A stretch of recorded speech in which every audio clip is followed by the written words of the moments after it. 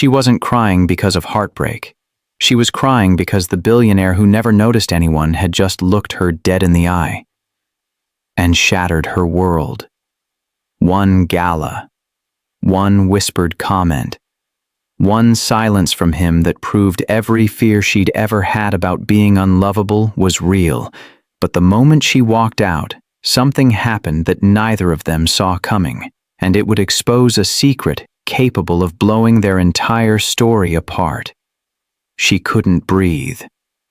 3:17 a.m. The bathroom mirror showed everything she tried to hide.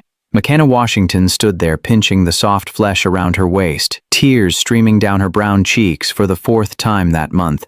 Her fingers dug deeper, like maybe if she pressed hard enough, the pain outside would match the pain inside. She'd stopped stepping on scales 2 years ago. The numbers didn't matter anymore.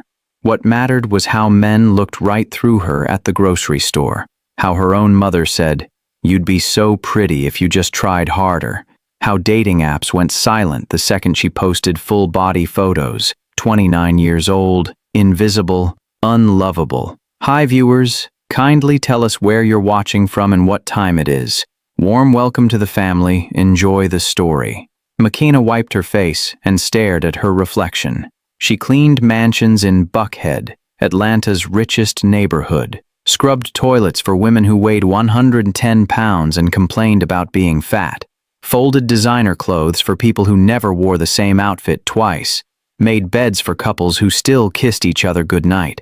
Everyone else got their love story. She got their leftovers and a paycheck that barely covered rent.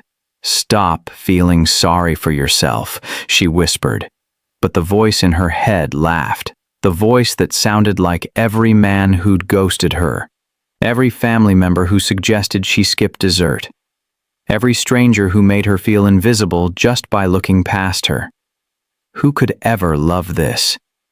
She turned away from the mirror. Her phone buzzed on the sink. A text from Gloria, her cleaning service supervisor. McKenna picked it up, expecting another last-minute schedule change, another rich client who needed their marble countertops polished before some fancy dinner party. But this was different. Emergency. Need you at the Hartwell estate by 7 a.m. Their regular girl quit. It's a big house. Pays double. Don't be late. McKenna's stomach dropped. The Hartwell estate. Everyone in the service industry knew that name, whispered it like a warning. Marcus Hartwell. Billionaire, 34 years old, made his fortune in tech before most people his age made manager, owned half of Atlanta's skyline, ruthless in business, cold in person. His staff turnover was legendary because he demanded perfection and gave nothing in return. She'd heard stories. Maids fired for leaving a single streak on a window. Chefs let go because a meal was 30 seconds late. People treated like they were disposable. McKenna stared at the message. Double pay meant fixing her car's broken air conditioner, maybe buying her younger sister Nia that laptop for college, maybe finally having enough left over to not choose between groceries and gas. Her fingers hovered over the keyboard. She should say no, should protect herself from another rich man who'd treat her like furniture. But rent was due in 5 days. Her bank account had $127 in it, and Nia needed that laptop for her online classes. McKenna typed back, "I'll be there." She set the phone down and looked at herself one more time in the mirror. Red eyes, tired face, a body the world told her wasn't good enough. Tomorrow she'd walk into a billionaire's mansion and clean up his messes while he pretended she didn't exist. Just another day of being invisible. She turned off the bathroom light and walked back to her bedroom. 4 hours until her alarm went off. 4 hours to sleep before facing whatever waited for her at the Hartwell estate. But sleep didn't come, because something in her gut told her tomorrow would change everything. By 6:45 a.m., McKenna stood outside gates that looked like they belonged to a palace. The estate sprawled across what had to be 10 acres. Floor-to-ceiling windows caught the morning sun. Manicured gardens stretched in perfect rows. A fountain in the driveway probably cost more than her entire apartment building. Her Honda Civic with the broken air conditioner looked like a toy someone forgot outside. The gate clicked open. A voice came through the intercom, clipped and efficient. Service entrance is around back. Mr. Hartwell expects the house cleaned by 4 p.m. He has a business dinner tonight. Do not disturb him. Do not speak unless spoken to. Do not touch anything in the West Wing office.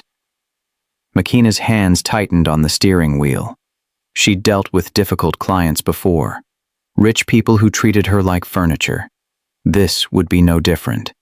Except it was. Because what Makina didn't know was that in less than an hour, she'd break that last rule. And nothing in her life would ever be the same again. Makina pulled around to the service entrance, her heart pounding against her ribs. The back of the estate was just as intimidating as the front. Marble steps. Pristine white columns. Everything screamed money and power and don't belong here. She grabbed her cleaning supplies from the trunk. Her hands shook slightly as she carried the bucket and mop toward the door. This was just another job. Just another rich person's house. She'd done this 100 times.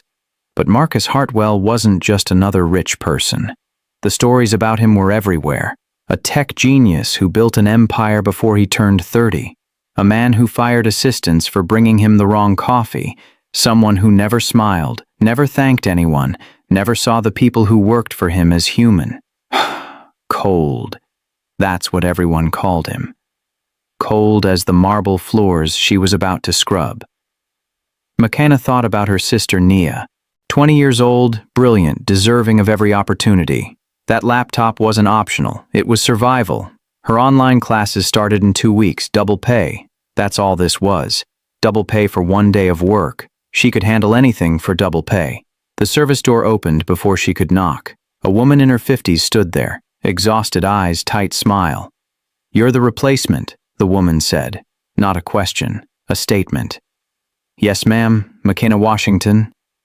"I'm Helen, house manager." She stepped aside. "You've got 8 hours to clean this entire estate.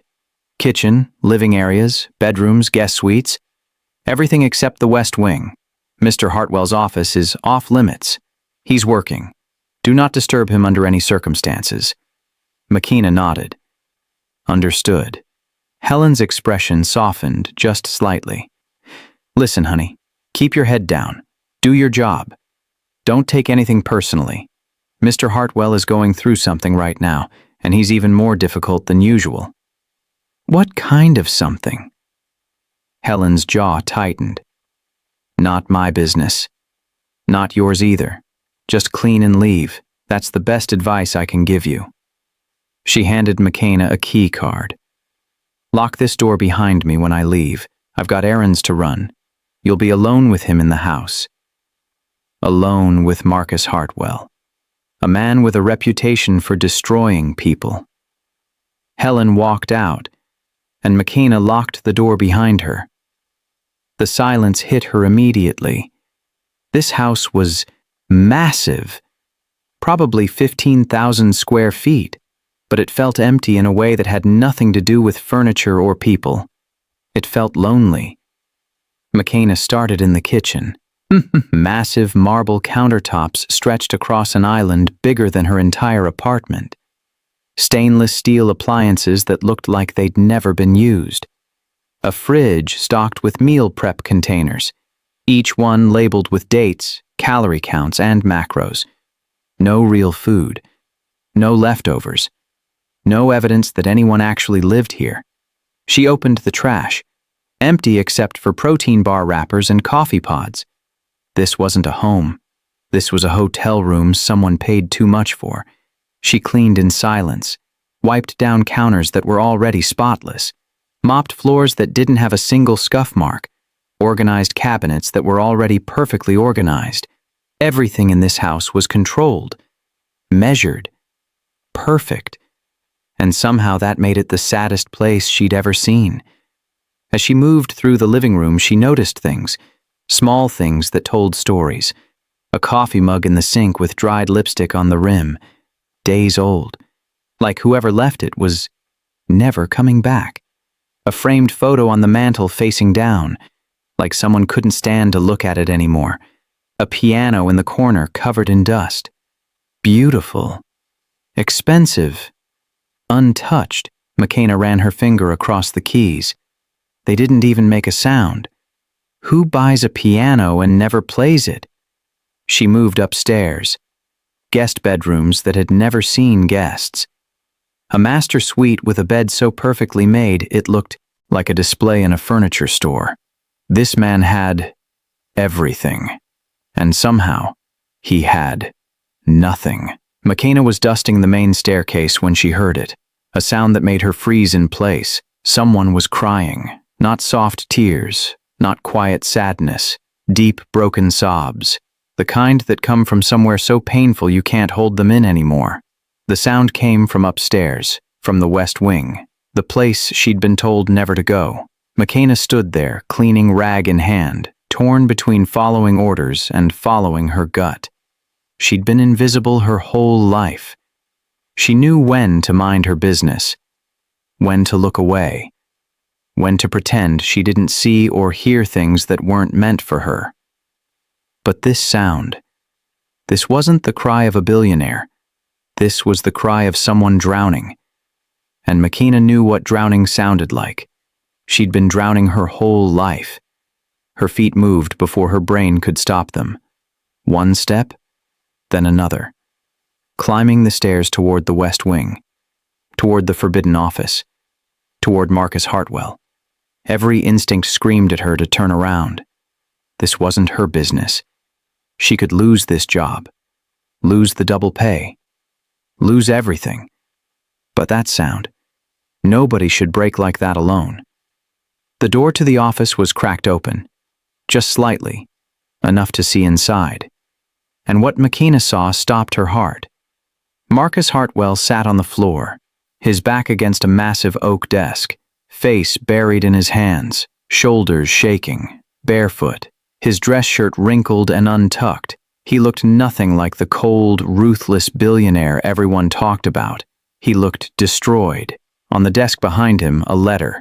She could see the letterhead from where she stood, bold, official, impossible to ignore. Paternity test results. McKenna's breath caught in her throat. Marcus looked up, his eyes red, devastated, empty. He didn't yell, didn't tell her to leave. He just stared at her like he was seeing another human being for the first time in months. "I'm sorry," McKenna whispered. I just wanted to make sure you were okay." He laughed, but it wasn't a real laugh. It was bitter, broken, the laugh of someone who'd just lost everything. "Okay," his voice cracked. "I just found out my daughter isn't mine. 3 years. 3 years of being a father, 3 years of loving her, and it was all a lie." The words hung in the air like shattered glass. McKenna should have walked away, should have backed out of the room and pretended she never heard this, but she couldn't move, because she understood something in that moment that changed everything. Marcus Hartwell wasn't cold. He was breaking, and what he said next would change both of their lives forever. "My daughter isn't mine." The words echoed in McKenna's head as she stood frozen in the doorway. Marcus Hartwell, the man the whole city feared, sat on his office floor like a child. Broken. Raw. Human. She should leave. Walk away. Pretend she never heard this. But her feet wouldn't move. "I'm sorry," McKenna said, again, softer this time. "I didn't mean to intrude." Marcus wiped his face roughly with his palm. "You're the new cleaning woman." "McKenna, you're not supposed to be up here, McKenna." "I know." He looked at her then. Really looked at her. Not through her like most rich people did. Not past her like she was invisible. At her. "Why didn't you leave when you heard me?" His voice was hoarse from crying. McKenna swallowed hard. "Because I know what it sounds like when someone's breaking. And nobody should break alone." Something shifted in the air between them. Marcus stood slowly, tall, lean. Sharp features softened by grief. He wasn't the cold billionaire the rumors described.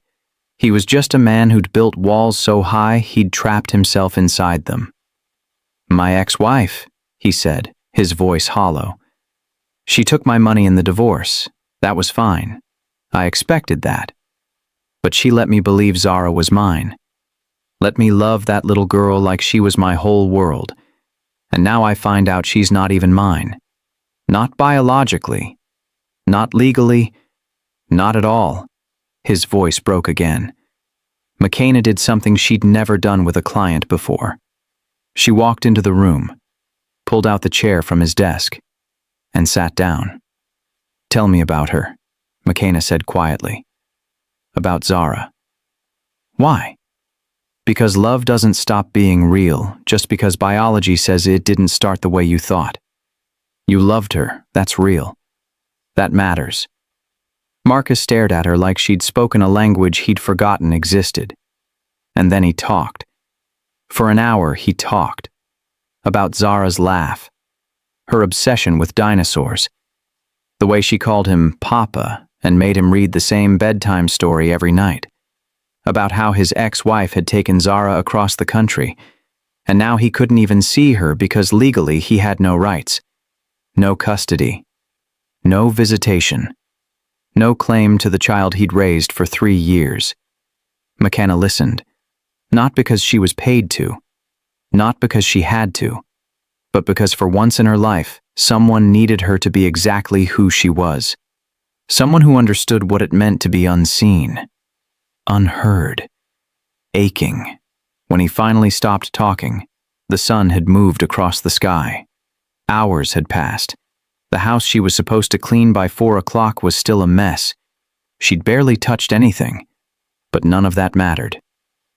"I should let you get back to work," Marcus said, but his voice was softer now. Less broken. "The house can wait," McKenna said. "Are you going to be okay?" He looked at her with something that might have been gratitude, might have been recognition. "I don't know," he admitted, "but thank you.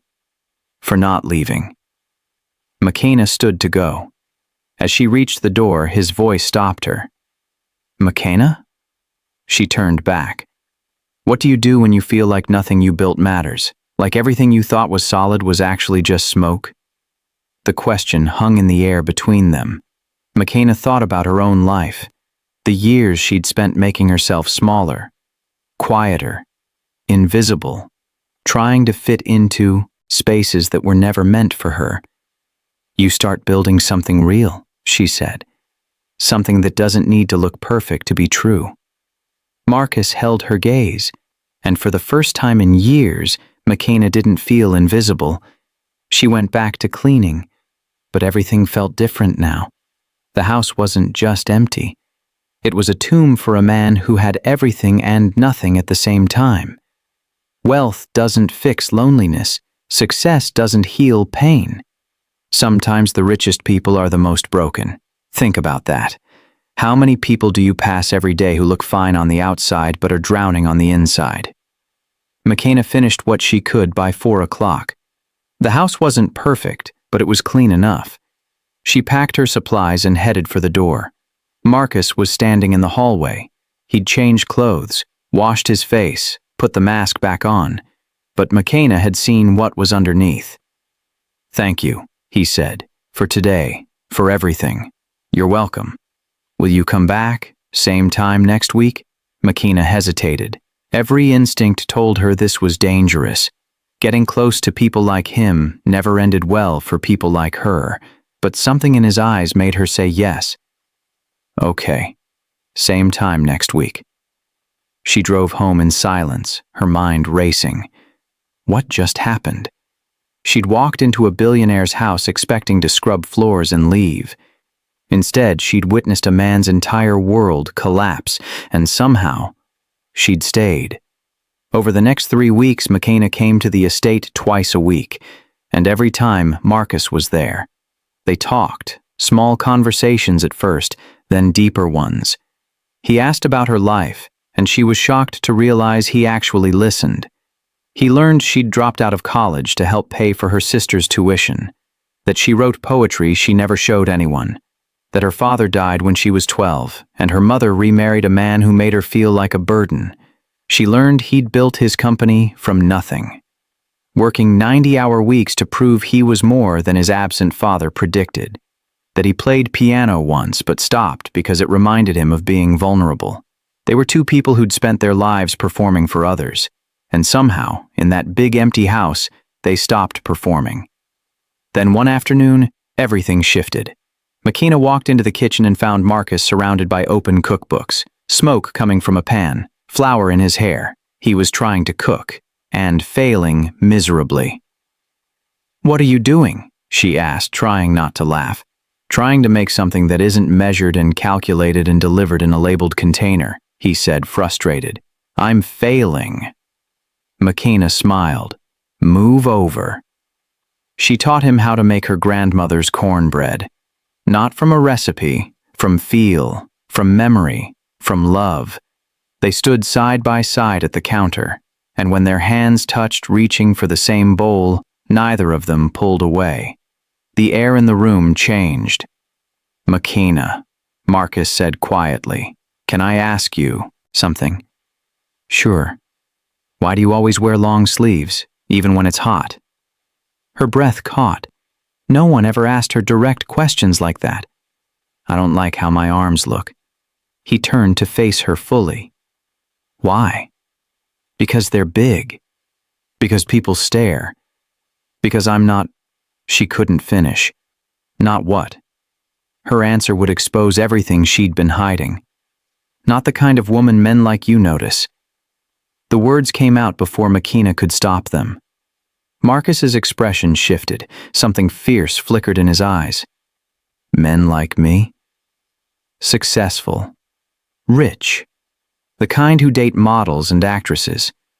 Women who look like they stepped out of magazines." He stepped closer. Close enough that she could smell his cologne mixed with flour. "I notice you, Makina." Her heart hammered against her ribs. "Every time you walk into this house, it's the only time it feels like a home. Not a museum. Not a prison. A home." Makina wanted to believe him. God, she wanted to. But the voice in her head screamed warnings. Men like him didn't want women like her. This was pity. This was loneliness talking. This wasn't real. "I should go," she whispered. But Marcus caught her hand, gently, like she was something precious. "Please don't." "Not yet." She looked up at him, and the way he looked back made her knees weak, like she was the most beautiful thing he'd ever seen. "I'm scared," she admitted. "Of what?" "Of believing you. Of letting myself feel this. Of waking up and realizing I was just convenient." Marcus's thumb traced slow circles on her palm. His touch sent electricity through her entire body. "I'm scared too," he said quietly. "I'm scared of how much I want this. How much I want you. I've spent my whole life building empires and losing everything that matters. I don't want to lose this. I don't want to lose you." The air between them felt charged, dangerous, inevitable. "I know this is complicated," Marcus continued. "I know I'm your client. I know there's a power imbalance and 100 reasons this is a bad idea, but I can't stop thinking about you. The way you laugh, the way you see through all my walls, the way you make me want to be real instead of perfect." Makina's breath caught.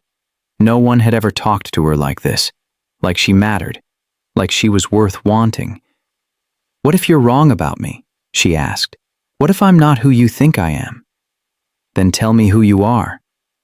"I'm a cleaning woman who can barely pay her rent. I'm a college dropout. I'm the fat girl everyone overlooks. I'm nobody." Marcus shook his head. "You're the woman who stayed when I was breaking. You're the woman who listened when no one else would. You're the woman who makes cornbread from memory and writes poetry in notebooks she hides under her bed.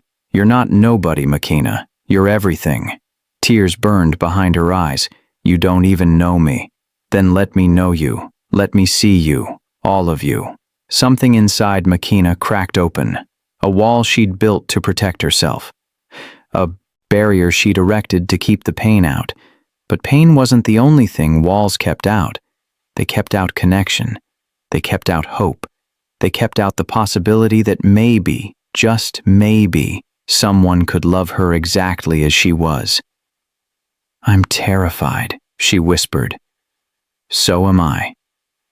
And then Marcus did something that changed everything. He kissed her. Soft at first, careful, like he was asking permission with every second. Makina froze for half a heartbeat. Then she kissed him back. And for the first time in her life, she felt chosen, wanted, seen. When they pulled apart, Marcus pressed his forehead against hers, his breath warm on her skin. "Stay for dinner," he said. "Not as my employee, as my guest, as someone I'm trying very hard not to fall in love with and failing miserably." Makina smiled through tears she didn't realize were falling. "Okay." That night, they talked until 3 in the morning. He played piano for her. Rusty but beautiful. She read him one of her poems, her voice shaking. He listened like it was scripture. They fell asleep on the couch, her head on his chest, his arms around her like a promise. For 6 weeks they existed in a bubble, secret and sacred. Marcus took her to private rooftop dinners where no one would judge or stare. He listened to her dreams of opening a community center for kids like her sister. He told her she was beautiful so many times she almost started believing it. She made his house feel alive, cooked meals that tasted like comfort, laughed at his terrible jokes, held him when the grief about Zara hit him in waves. They fit in a way that terrified and thrilled her. But the world outside their bubble was waiting, and it came crashing in the night Marcus invited her to a charity gala, his first public event since the divorce. "Come with me," he said, holding both her hands. "I want the world to see what I see. I want them to know you're mine." Makina's stomach twisted. "Marcus, I don't belong in that world. You belong wherever I am." She wanted to believe him, so she said yes. The night of the gala, Makina stood in front of the mirror in a dress Marcus had bought her. Beautiful, expensive, but she felt exposed, vulnerable, like every flaw was on display under a spotlight. Marcus appeared behind her in the reflection. "You're breathtaking." "I'm terrified." He turned her to face him. "I'll be right beside you, every second, I promise." The gala was exactly what she feared. Stares, whispers. Women in size 0 dresses looking her up and down with thinly veiled disgust. Men who looked at Marcus with confusion, like they couldn't understand his choice. "Why her?" their eyes asked. "What's wrong with him?"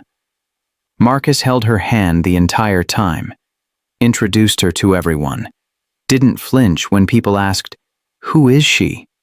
with that tone that meant, "She's not one of us." But halfway through the night, everything shattered. A woman approached, elegant, thin, cold-eyed. Marcus's ex-wife, Vanessa. "Marcus," she said, her voice dripping with false sweetness. "I see you've moved on." How unexpected. The air turned ice cold. Vanessa's eyes slid to Makina. Cutting. Cruel. And who is this? What she said next would destroy everything Makina believed about Marcus and change her life forever. "Makina, my girlfriend." Marcus's voice was firm, protective, but Vanessa's laugh cut through the ballroom like broken glass.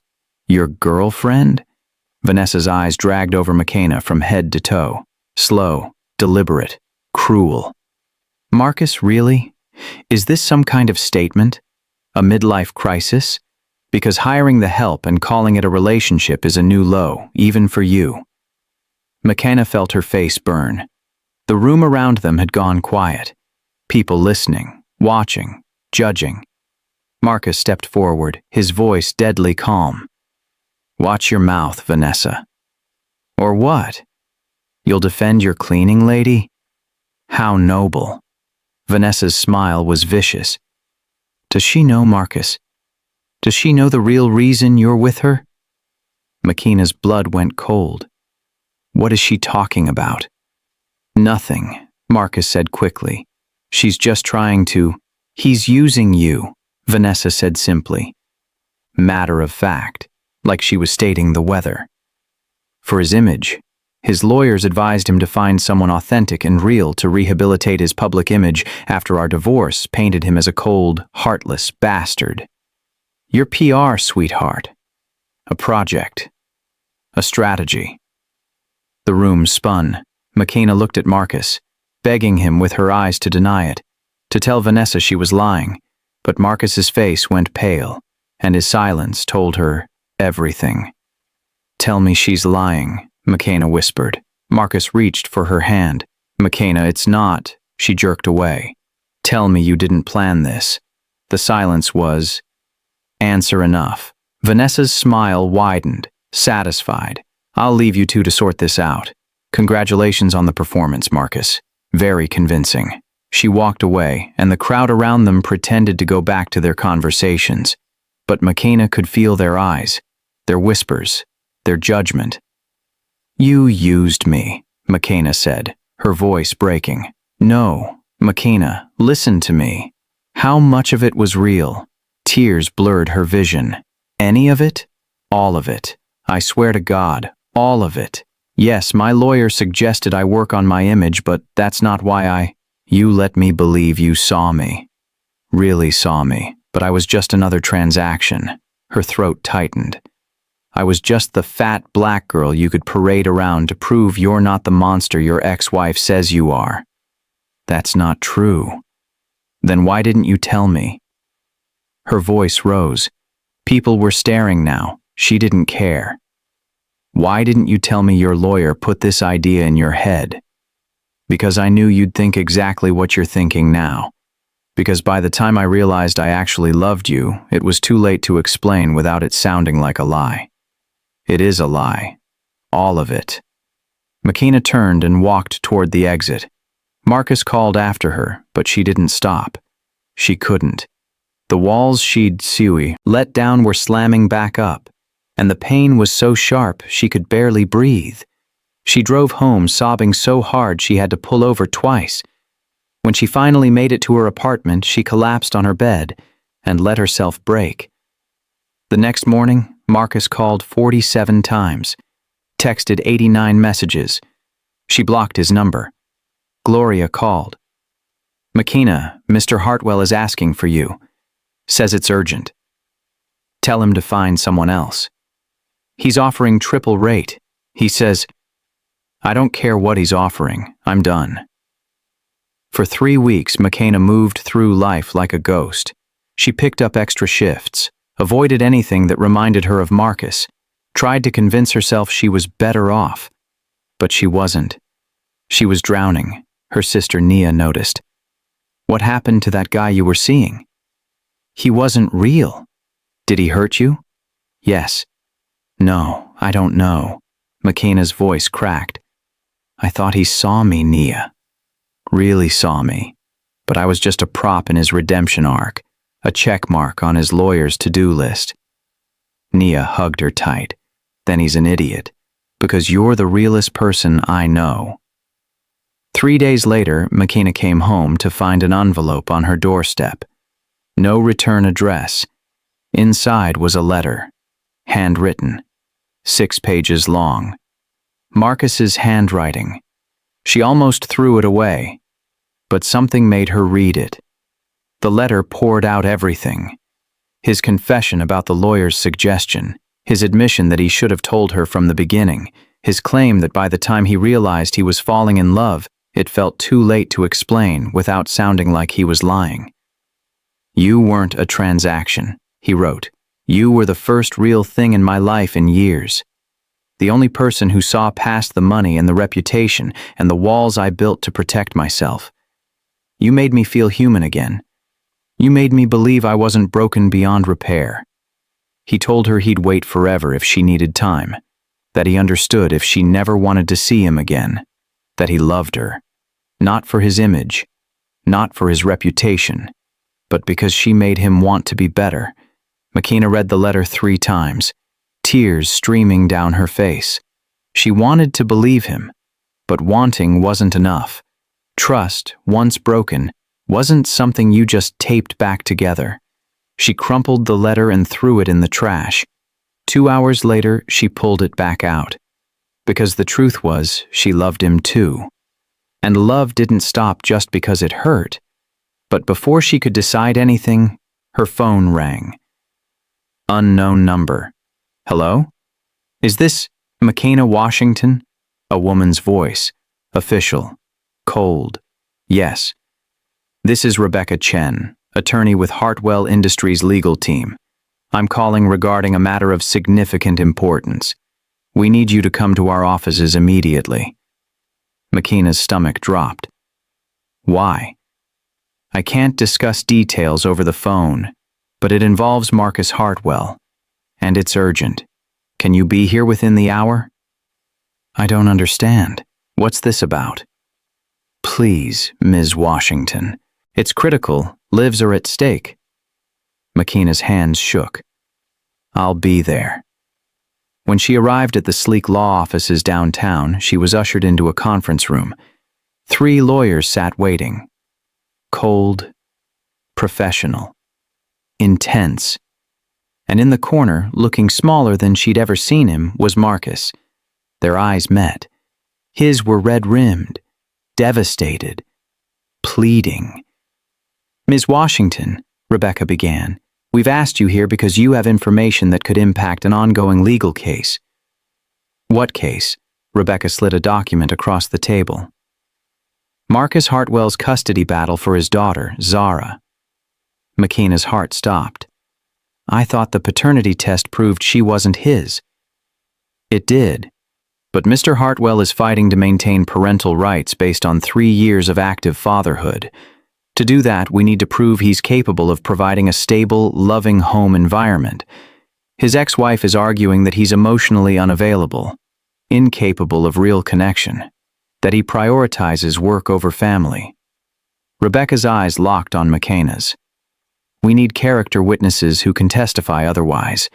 You spent significant time with Mr. Hartwell over the past 2 months. You've seen him in his home. In vulnerable moments, your testimony could make the difference between him keeping his daughter or losing her forever. McKenna looked at Marcus. He shook his head. I told them not to contact you. What they were asking her to do would test everything she believed about love, forgiveness, and what she owed to a man who'd broken her heart. You want me to testify for you. McKenna's voice was flat, empty, all the emotion drained out. Marcus stood up from the corner where he'd been sitting. No, I told them not to contact you. I told them to leave you alone. Mr. Hartwell, Rebecca cut in sharply, you're about to lose your daughter permanently. Pride isn't going to save you. She doesn't owe me anything, Marcus said, his eyes locked on McKenna. Especially not this. He walked over to her, slowly, like he was approaching something fragile that might shatter. I'm sorry, he said quietly. I didn't know they were going to call you. You don't have to do this. You don't have to do anything for me ever again. McKenna's mind raced. Every fiber of her being screamed at her to walk away. He'd hurt her, used her, lied by omission. But then she thought about that first day. The sound of him breaking. The rawness of his love for a little girl who wasn't biologically his, but was his in every way that mattered. She thought about Zara, 3 years old, being used as a weapon by a vindictive ex-wife who cared more about hurting Marcus than protecting her daughter. And she thought about what she'd told him that day in his office. Love doesn't stop being real just because biology says it didn't start the way you thought. When's the hearing? McKenna asked. Rebecca's eyes lit up. 3 days. McKenna looked at Marcus, really looked at him, saw the exhaustion, the fear, the desperation of a father about to lose his child. I'll testify, she said. Not for you, for Zara, Because that little girl deserves a father who loves her. And you do. Whatever happened between us, that's real. Your love for her is real. Marcus's eyes filled with tears. McKenna, don't, she interrupted. This doesn't mean we're okay. This doesn't fix what you broke. But I'm not going to let a child suffer because I'm angry at you. 3 days later, McKenna sat in a courtroom wearing her best dress, her hands shaking in her lap. Vanessa sat across the room, smug, cold, like she'd already won. Marcus sat with his lawyers, looking like he hadn't slept in days. When McKenna was called to the stand, Vanessa's lawyer came at her hard. Ms. Washington, isn't it true you were employed by Mr. Hartwell? Yes. As his housekeeper? Yes. And isn't it true you and Mr. Hartwell engaged in a romantic relationship? Yes. So you were sleeping with your employer, the man who paid you. The lawyer's voice dripped with implication. How can this court trust your testimony isn't biased, or even bought? Rage flared in McKenna's chest, but she kept her voice steady.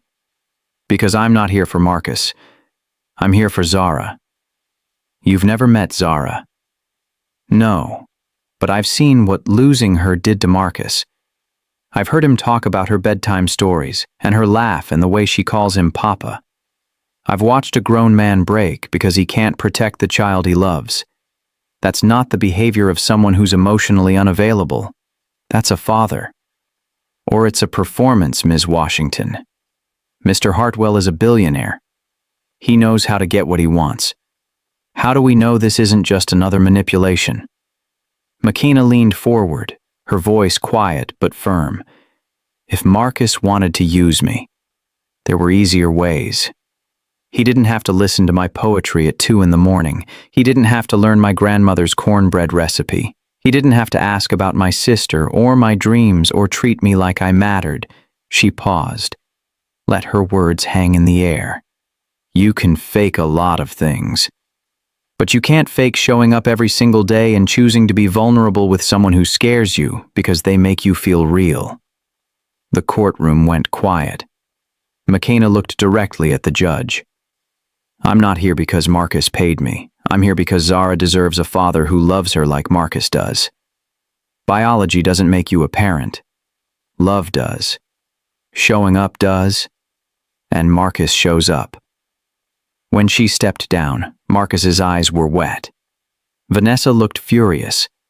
The judge called a recess. 2 hours felt like 2 years. When they finally returned, the judge cleared his throat. Joint custody. Mr. Hartwell will have Zara every other week, supervised at first, then unsupervised once a social worker confirms a stable home environment. Marcus nearly collapsed with relief. His lawyers congratulated him, but his eyes searched the room until they found McKenna. She was already walking toward the exit. McKenna, wait. He caught up to her in the hallway. Thank you. I don't have words for, you're welcome. Her voice was quiet, guarded. I meant what I said. I did it for Zara. I know. But still, thank you. They stood there. 2 people who'd loved each other and broken each other, neither knowing what came next. Sometimes the hardest thing to do is help someone who hurt you, but some battles are bigger than our pain. Some children need us to be brave even when we're bleeding. Would you have done the same? Let us know in the comments. For what it's worth, Marcus said softly. I meant every word of that letter, and I understand if you never want to see me again. But if you ever change your mind, I'll be here, waiting. McKenna's eyes stung. I need time, Marcus. I need to figure out who I am when I'm not shrinking myself or trying to be invisible. I need to figure out if I can trust you again, if I can trust myself. Take all the time you need. She turned to leave, then stopped. Marcus? Yeah? I'm glad you get to be her dad. You deserve that. His voice broke. Do I deserve you?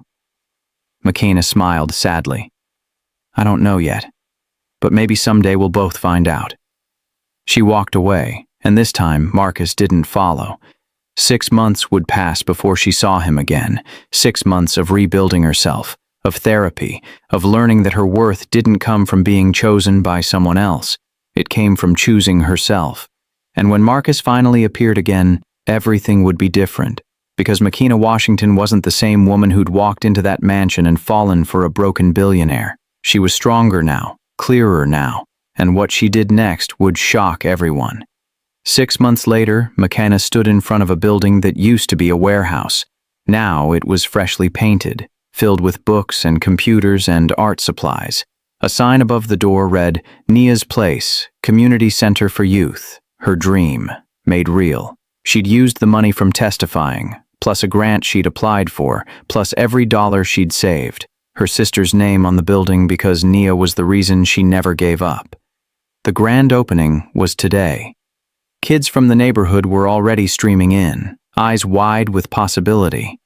"It's perfect." McKenna turned.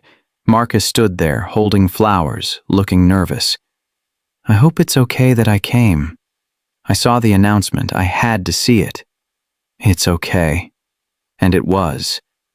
Time had softened the sharp edges of her anger. Therapy had helped her understand her worth didn't come from being chosen by someone else. It came from choosing herself. "I'm proud of you," Marcus said. "This is incredible." "Thank you." She took the flowers. "How's Zara?" His whole face lit up. "She's amazing. Talking my ear off about space now instead of dinosaurs. She asks about you sometimes." "She does?" "I showed her a picture. Told her you were the brave woman who helped make sure I could be her dad. She wants to meet you." Makina's throat tightened. "Maybe, someday." "Makina," Marcus said carefully, "I don't want to push, but I've spent 6 months working on myself. Therapy. Learning to be honest even when it's hard. Learning that love isn't about control or image or transactions. It's about showing up, even when it's messy. Marcus, I love you. I never stopped. And I don't expect you to say it back. I don't expect anything. But I wanted you to know that you changed my life. You taught me what real looks like. And I'm grateful for that, even if we never get another chance." McKenna looked at him. Really looked. And she saw something different than before. Less wall, more window, less performance, more truth. "I don't know if I'm ready," she admitted. "But I don't want to say never either." Marcus smiled. Real and warm. That's enough. More than enough. As he turned to leave, Makina called out, "Marcus, maybe we could get coffee sometime. Just coffee. And see where it goes." His smile could have powered the city. I'd like that. 3 months later, they sat on a bench in Piedmont Park, watching Zara chase butterflies. The little girl's laugh rang through the air like music. "She's incredible," Makina said. "She gets that from her Aunt Makina," Marcus replied, squeezing her hand. Things weren't perfect. They were still figuring out how to rebuild trust, still learning how to communicate without fear, but they were trying, and that mattered. Zara ran over, breathless and beaming. "Kenna, watch this." She did a cartwheel, only slightly lopsided. "That was amazing," Makina cheered. Zara plopped down between them. "Papa, is Kena my family now?" Marcus looked at Makina, asking permission with his eyes. Makina smiled. "If you want me to be." "Yes." Zara hugged her tight. "I want you to be." Later that night, after they'd dropped Zara back with Vanessa, who'd been icily civil but slowly warming, Marcus walked Makina to her car. "Thank you," he said, "for giving us another chance, for letting me prove I meant it." Makina cupped his face. "Thank you for being patient, for not giving up." "I'll never give up on you." "Good, because I love you, Marcus Hartwell. Messy, complicated, imperfect love. But real. The realest thing I've got." He kissed her, slow and deep and full of promise. "I love you too. Not for what you do for my image or how you make me look, but for who you are. Brave, beautiful, real. The woman who saw me at my worst and stayed anyway. We're going to be okay, McKenna whispered. We're going to be better than okay. And under the Atlanta stars, two people who'd thought they were too broken, too flawed, too much, or not enough to be loved, held each other tight. Because they'd learned the truth. Love isn't about being perfect. It's about being brave enough to be seen, strong enough to be vulnerable, wise enough to choose each other again and again, even when it's scary. McKenna had spent her whole life feeling invisible. Now she was seen. Not because a billionaire chose her, but because she chose herself first. And that made all the difference. 1 year later, Marcus stood in the courtyard of the Dewberry Hotel, the one he'd restored and made his proudest achievement. Tonight wasn't about business. Tonight was about forever. McKenna walked toward him in a dress that celebrated her curves instead of hiding them. Her sister Naya by her side. Her mother, who'd finally learned to keep her comments to herself. Friends from the community center. Kids whose lives she'd changed. Even Vanessa had come, sitting in the back. Quiet, but present. A truce, if not forgiveness. Marcus watched McKenna approach and his eyes filled with tears. She was the most beautiful thing he'd ever seen. Not because she fit society's definition of beauty, but because she was real, authentic, unafraid to take up space. When she reached him, he took both her hands. I thought I knew what love was, Marcus said, his voice shaking. But I didn't. Not until you showed me. You taught me that love isn't about being perfect. It's about being present, being honest, being brave enough to show up even when you're terrified. McKenna smiled through tears. You taught me that I'm worthy of love, not because I changed myself, but because I finally believed I deserved it. They exchanged vows, simple, honest, real. And when the officiant said, "You may kiss your bride," Marcus pulled McKenna close and kissed her like she was his entire world, because she was. The reception was everything they'd dreamed. Zara danced with Nia. McKenna's community center kids performed a song they'd written. Marcus's business partners looked uncomfortable at first, then slowly relaxed as they realized love didn't care about tax brackets or zip codes.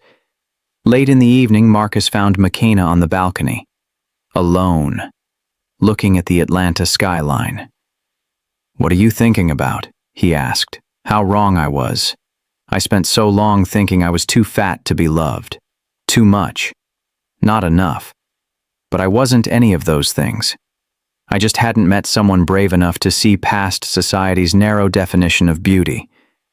Marcus wrapped his arms around her from behind. "I see you perfectly, and you're the most beautiful thing in my world." Smooth talker, truth teller. He kissed her temple. "Thank you for taking a chance on us. For being brave when you were terrified. For teaching me what real love actually looks like." McKenna turned in his arms. "Thank you for seeing my beauty within, and for loving me loud enough that I finally started to believe it myself." They stood there, holding each other, as Atlanta hummed below them. Two people who'd found each other in the most unexpected way. Two people who'd learned that the best love stories aren't about perfection. They're about being seen, being chosen, being brave enough to believe you deserve it. And as they swayed together under the stars, neither of them noticed the envelope that had been slipped under the door of Marcus's office earlier that evening. An envelope with no return address. Inside, a single piece of paper, and a secret that would change everything they thought they knew about their story. A secret that proved their love was about to face its biggest test yet. The envelope sat on Marcus's desk, unopened. He stared at it for a full minute before picking it up. No return address, just his name written in handwriting he didn't recognize. Inside was a single photograph, and a note that made his blood run cold. "She's not who you think she is. Ask her about Chicago. Ask her what she's really running from." Marcus looked at the photo. It showed McKenna, younger, different hair, standing outside what looked like a courthouse with a man Marcus had never seen before. His hands shook. This had to be fake. Someone trying to sabotage their happiness. Vanessa, maybe. Or one of his business rivals who knew hitting his personal life was the easiest way to hurt him. But something in his gut told him this was real. He picked up his phone, put it down, picked it up again. Then he heard her voice downstairs. "Marcus? You home?" McKenna, his wife, the woman he'd married 6 months ago. The woman he thought he knew everything about. But did he? Marcus shoved the envelope into his desk drawer and went downstairs. McKenna stood in the kitchen, setting down grocery bags. She looked up and smiled. That smile that still made his heart skip. "I thought I'd make your favorite tonight," she said. "That cornbread you love so much." The cornbread. The recipe that had started everything between them. He remembered that afternoon 3 years ago, when he'd been attempting to cook and failing miserably, when she'd walked into his kitchen and taught him how to make something real. It had been the first time anyone had shown him that perfection wasn't the point. Connection was. But now, with that envelope burning a hole in his desk drawer, he wondered if that moment had been as real as he'd believed. "McKenna," he said slowly, "can I ask you something?" "Of course." She started unpacking groceries. Flour, cornmeal, buttermilk. "Have you ever been to Chicago?" Her hands froze, just for a second. But he saw it. "Why do you ask?" "Just curious. You've never mentioned it." She turned to face him, her expression careful, guarded. "I lived there for a year, a long time ago, before I moved to Atlanta." "Why didn't you ever tell me?" "It never came up." She crossed her arms. "Why are you asking about this now?" Marcus wanted to show her the envelope, wanted to demand answers, but something stopped him. Fear, maybe. Fear that if he pushed too hard, everything they'd built would crumble. "No reason," he said. "Just realized I don't know much about your life before Atlanta." "There's not much to tell." Her voice was tight. "I was young. Made some mistakes. Moved on. That's it." She turned back to the groceries, but the ease between them was gone, replaced by tension. Questions. Doubt. Marcus watched her move around the kitchen. The woman he'd married. The woman he'd fought for. The woman he'd rebuilt his entire life around, and he wondered if he knew her at all. That night, they made love, but it felt different, like they were both performing, both hiding something. Afterward, McKenna fell asleep quickly, but Marcus lay awake, staring at the ceiling.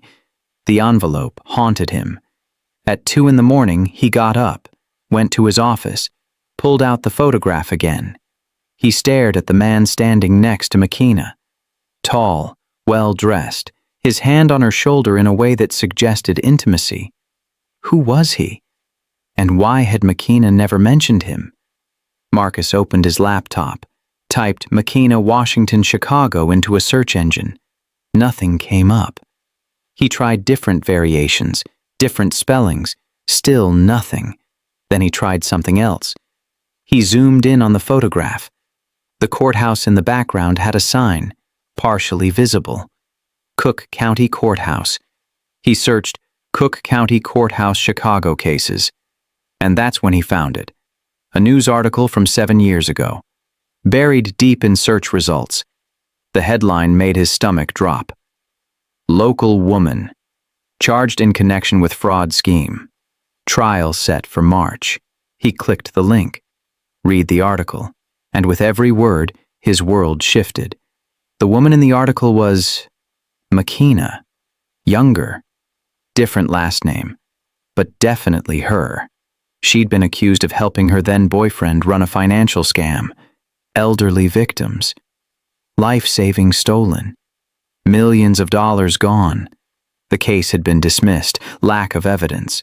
But the article suggested she'd gotten off on a technicality, that she'd known what was happening and chosen to look the other way.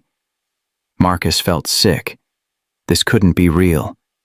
This couldn't be the woman he'd married. But the photo didn't lie. The dates matched. The details aligned.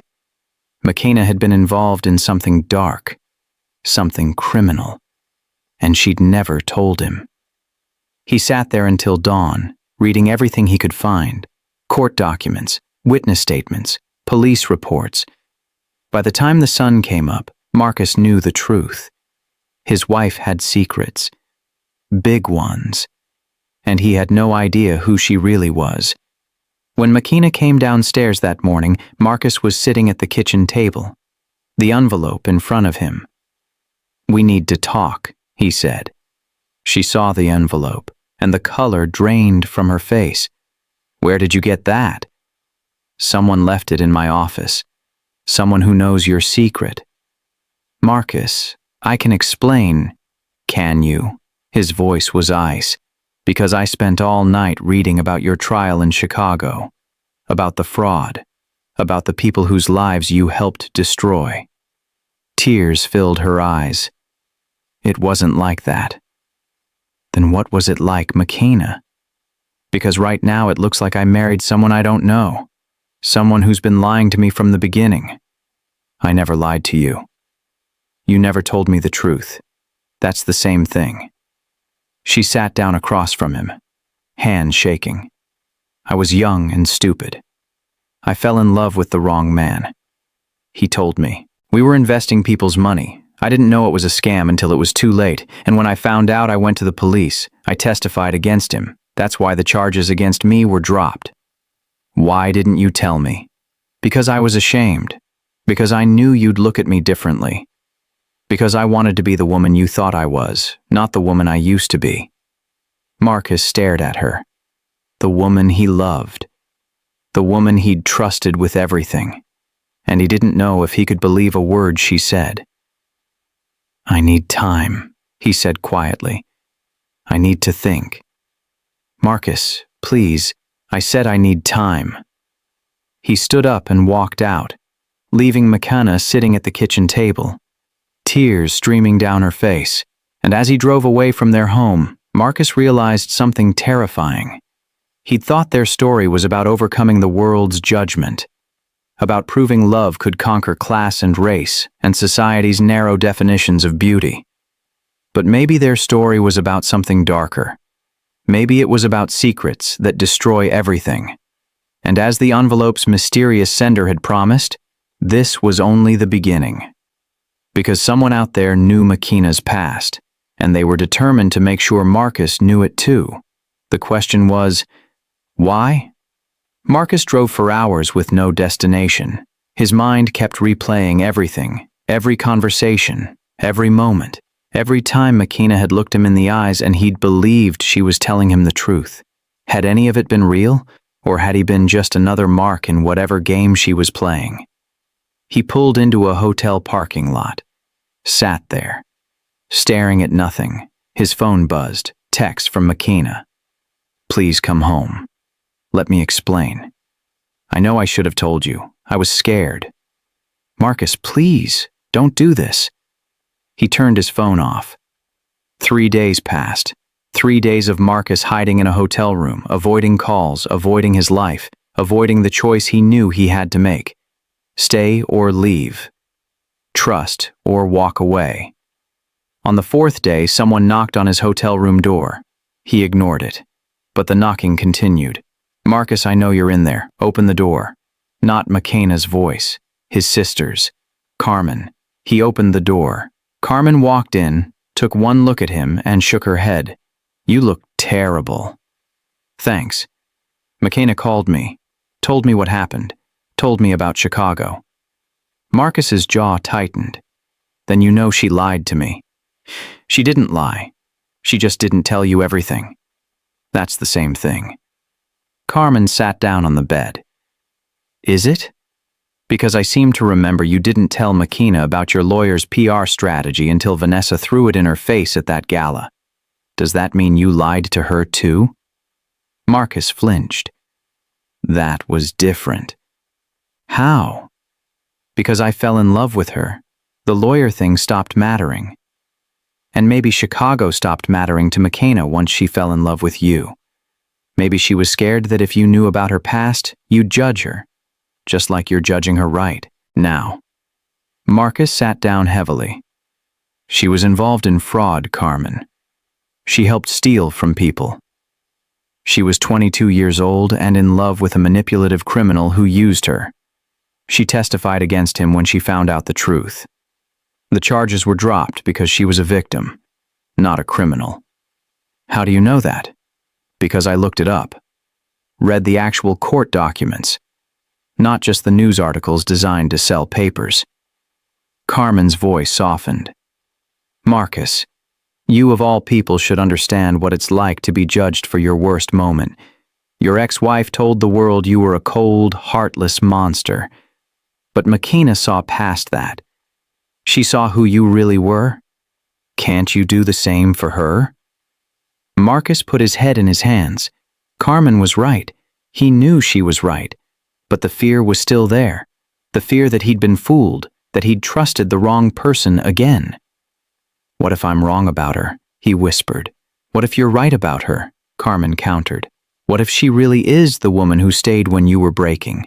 The woman who fought for your daughter in court even after you hurt her? The woman who loves you despite all your flaws? Marcus closed his eyes. Go home, Carmen said. Talk to her. Really talk to her, and then decide. But don't throw away something real because you're scared. That evening, Marcus walked back into his house. McKenna was in the kitchen, making cornbread, tears streaming down her face as she mixed the batter. She didn't hear him come in. He watched her for a moment. This woman who'd become his entire world. This woman who'd saved him in ways she'd never fully understand.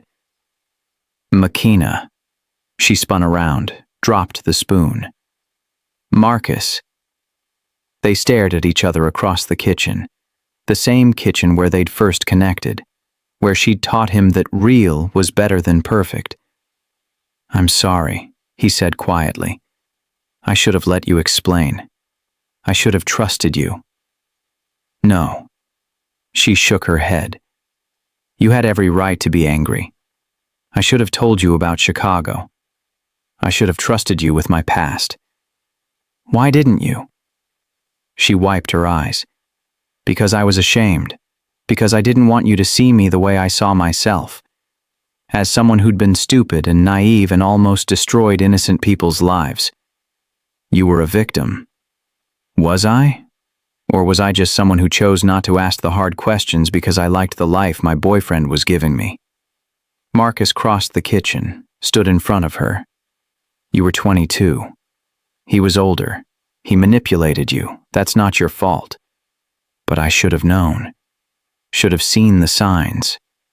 We all should have seen a lot of signs in our lives. That doesn't make us criminals. It makes us human. McKenna looked up at him, hope and fear warring in her eyes. Can you forgive me? For not telling you? Can you forgive me? For not trusting you? She nodded, tears flowing freely now. Marcus pulled her into his arms, held her tight. I love you, McKenna. Your past doesn't change that. Nothing changes that. I love you too, so much. They stood there, holding each other, putting the pieces back together, but neither of them noticed the camera hidden in the corner of the kitchen, or the fact that someone had been watching them, recording them, collecting evidence, because whoever sent that envelope wasn't done. They had more secrets to reveal, more damage to do, and what they had planned next would test Marcus and McKenna's love in ways neither of them could imagine. 2 weeks later, Marcus received another envelope. This one contained a video file on a USB drive. He plugged it into his computer, hit play, and what he saw made his blood run cold. It was security footage from inside their house, showing McKenna in places she shouldn't have been. His office, going through his files, his computer, his private documents, late at night, when he was asleep, when she thought no one was watching. The footage was time-stamped, recent, from the past 6 months. His wife had been spying on him, going through his financial records, his business contracts, everything. Marcus felt like he'd been punched in the chest. This wasn't just about Chicago. This wasn't just about a past mistake. This was about now, about betrayal happening in real time. The video ended, and a message appeared on the screen. She's not who she says she is. She's working for someone, and they want to destroy you. Ask yourself, why did she really come into your life? Was it chance, or was it planned? Marcus stared at the screen, his heart pounding. No, this couldn't be real. Someone was setting her up, framing her. But the footage didn't lie. The timestamps were legitimate. The angles were from their actual security cameras. Cameras only he had access to. Cameras McKenna didn't even know existed, which meant whoever sent this had hacked into his security system, had been watching them for months. But why? His phone rang, unknown number. Against his better judgment, he answered, "Hello? Mr. Hartwell," a man's voice, distorted, electronic. "I hope you enjoyed the video. Who is this?" "Someone who wants to help you see the truth. Your wife is not what she seems. She came into your life with a purpose, and that purpose is to destroy you. You're lying." "Am I?" "Check your offshore accounts, the ones you use for your business acquisitions. Check the recent transactions." Marcus pulled up his secure banking app, logged into his offshore accounts. His blood turned to ice. $50 million. Gone. Transferred out 3 days ago to accounts he'd never seen before. What the hell? Your wife has access to your financial information. She's been stealing from you, piece by piece, and when she has enough, she'll disappear, just like she did in Chicago. Marcus's hand shook. "Who are you? Why are you telling me this?" "Because you deserve to know who you're sleeping next to. And because when this all comes crashing down, I want you to remember. I tried to warn you." The line went dead. Marcus sat there, staring at the missing 50 million, at the video footage, at the evidence piling up against the woman he loved. And for the first time since he'd met McKenna, he wondered if he'd been played from the very beginning. The question was, what was he going to do about it? Marcus confronted McKenna that night. He waited until dinner, until they were sitting across from each other at the table she'd set with candles and wine, until she looked at him with those eyes that still made his heart ache. Then he put his phone on the table between them, the banking app open, the missing $50 million glowing on the screen. "Explain this." McKenna looked at the screen. Her face went pale. "What is that?" "Don't play games with me. This is my offshore account. $50 million was transferred out 3 days ago.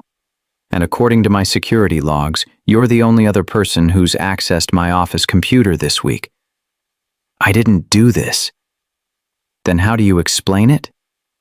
"I can't." Her voice shook. "Marcus, I swear to God, I don't know anything about this." He pulled up the video on his phone, hit play, showed her the footage of herself going through his files late at night. "Then explain this. This is you, in my office, going through my documents, at 2 in the morning when I was asleep." McKenna watched the video, horror spreading across her face. "That's not what it looks like." "Then what is it?" "I was looking for a phone charger. I couldn't find mine, and I thought you might have an extra one in your desk drawer." "At 2 in the morning? Multiple nights in a row?" She stood up, angry now, defensive. "Why are you looking at security footage of me? Why do you have cameras in your office that I don't know about?" "Because I'm a billionaire, McKenna. I have security everywhere. The question is, why are you going through my things?" "I'm not. I was looking for a damn charger. And the money? Where did it go?" "I don't know. I didn't take it." They stared at each other across the table, the trust between them crumbling by the second. Marcus's phone rang, the same unknown number from before.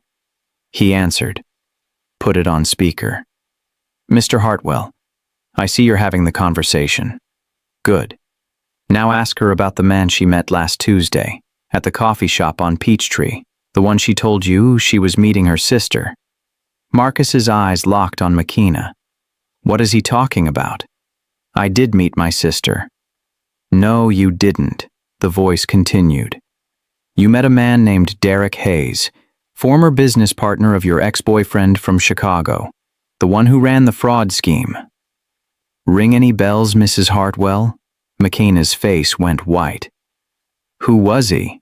Marcus's voice was barely a whisper. Who did you meet? It's not what you think. Then tell me what it is. She sat down, put her head in her hands. Derek contacted me 6 months ago. Said he needed to talk. Said it was about Chicago. About the case. Why didn't you tell me? Because I knew you'd react exactly like this. I knew you'd think I was hiding something. You were hiding something. I was trying to protect you. She looked up at him, tears streaming. Derek said there were people still angry about Chicago. People who lost money and blamed me for testifying. He said they were planning something. Planning to hurt me. Or hurt someone I loved. Marcus felt his chest tighten. What kind of something? He didn't say, but he warned me to be careful. To watch my back. So yes, I met with him. To find out what he knew. To protect us. And the money? I don't know anything about the money, I swear. The voice on the phone laughed, cold, cruel. She's lying, Mr. Hartwell. The money went to an account in her name, an offshore account she opened 3 months ago. I can send you the documentation if you'd like. Do it, Marcus said. 30 seconds later, his phone pinged. He opened the email, saw the bank documents, an offshore account in McKenna's name. $50 million deposited 3 days ago. He showed her the screen. She stared at it, shaking her head. I didn't open that account. Someone's framing me. Who? I don't know, but someone is setting me up to make it look like I'm stealing from you. Why? I don't know, the voice spoke again. Because she's working with Derek. They're running the same con they ran in Chicago. She gets close to a wealthy man, gains his trust, then drains his accounts and disappears. You're not her first mark, Mr. Hartwell. You're just the richest. That's a lie, McKenna screamed at the phone. Is it? Then explain the account. Explain the meetings. Explain why you never told your husband any of this. Marcus ended the call, threw his phone across the room. Get out. Marcus, I said get out. I can't look at you right now. I'm your wife. Are you? Because right now I don't know who the hell you are. McKenna stood there, broken, desperate. Please, you have to believe me. Why? Give me one reason why I should believe anything you say. Because I love you. Because everything we built is real. Because I would never hurt you. You already did. The words hung in the air like a death sentence. McKenna grabbed her purse, walked to the door. Stopped. Whoever's doing this, they want us to destroy each other. Can't you see that? They're winning. Then they already won. She left, and Marcus stood alone in his empty house. The same house that had felt like a tomb before she'd walked into it. Now it felt like a tomb again. He picked up his phone, called his head of security. I need you to trace where that $50 million went. Every transaction, every account. I want to know who's behind this. Yes, sir. But Mr. Hartwell, there's something you should know. What? The security footage you received. The one showing Mrs. Hartwell in your office. It's been edited. Timestamps manipulated. Someone spliced together different clips to make it look like she was going through your files when she was actually just walking through the room. Marcus's blood ran cold. What? Someone hacked our system, altered the footage, sent it to you to make you think your wife was betraying you. But the original footage shows something completely different. Show me. 5 minutes later, Marcus was watching the real footage. Makina walking into his office, looking for something, finding a charger, leaving. Nothing suspicious, nothing damning. He'd been played. Someone had manipulated him into doubting his wife, into pushing her away. But who and why? His phone rang again. Same unknown number. This time the voice was different. Female. Familiar. Hello, Marcus. His blood turned to ice. Vanessa? Surprised? You should be. I've been planning this for a long time. Ever since you chose that cleaning woman over me. Ever since you humiliated me by parading her around like she mattered. You stole my money. Our money. The money you refused to give me in the divorce. So I took it. With a little help from Derek, who was very eager to get revenge on Makina for testifying against him. Where's the money? Gone. Untraceable.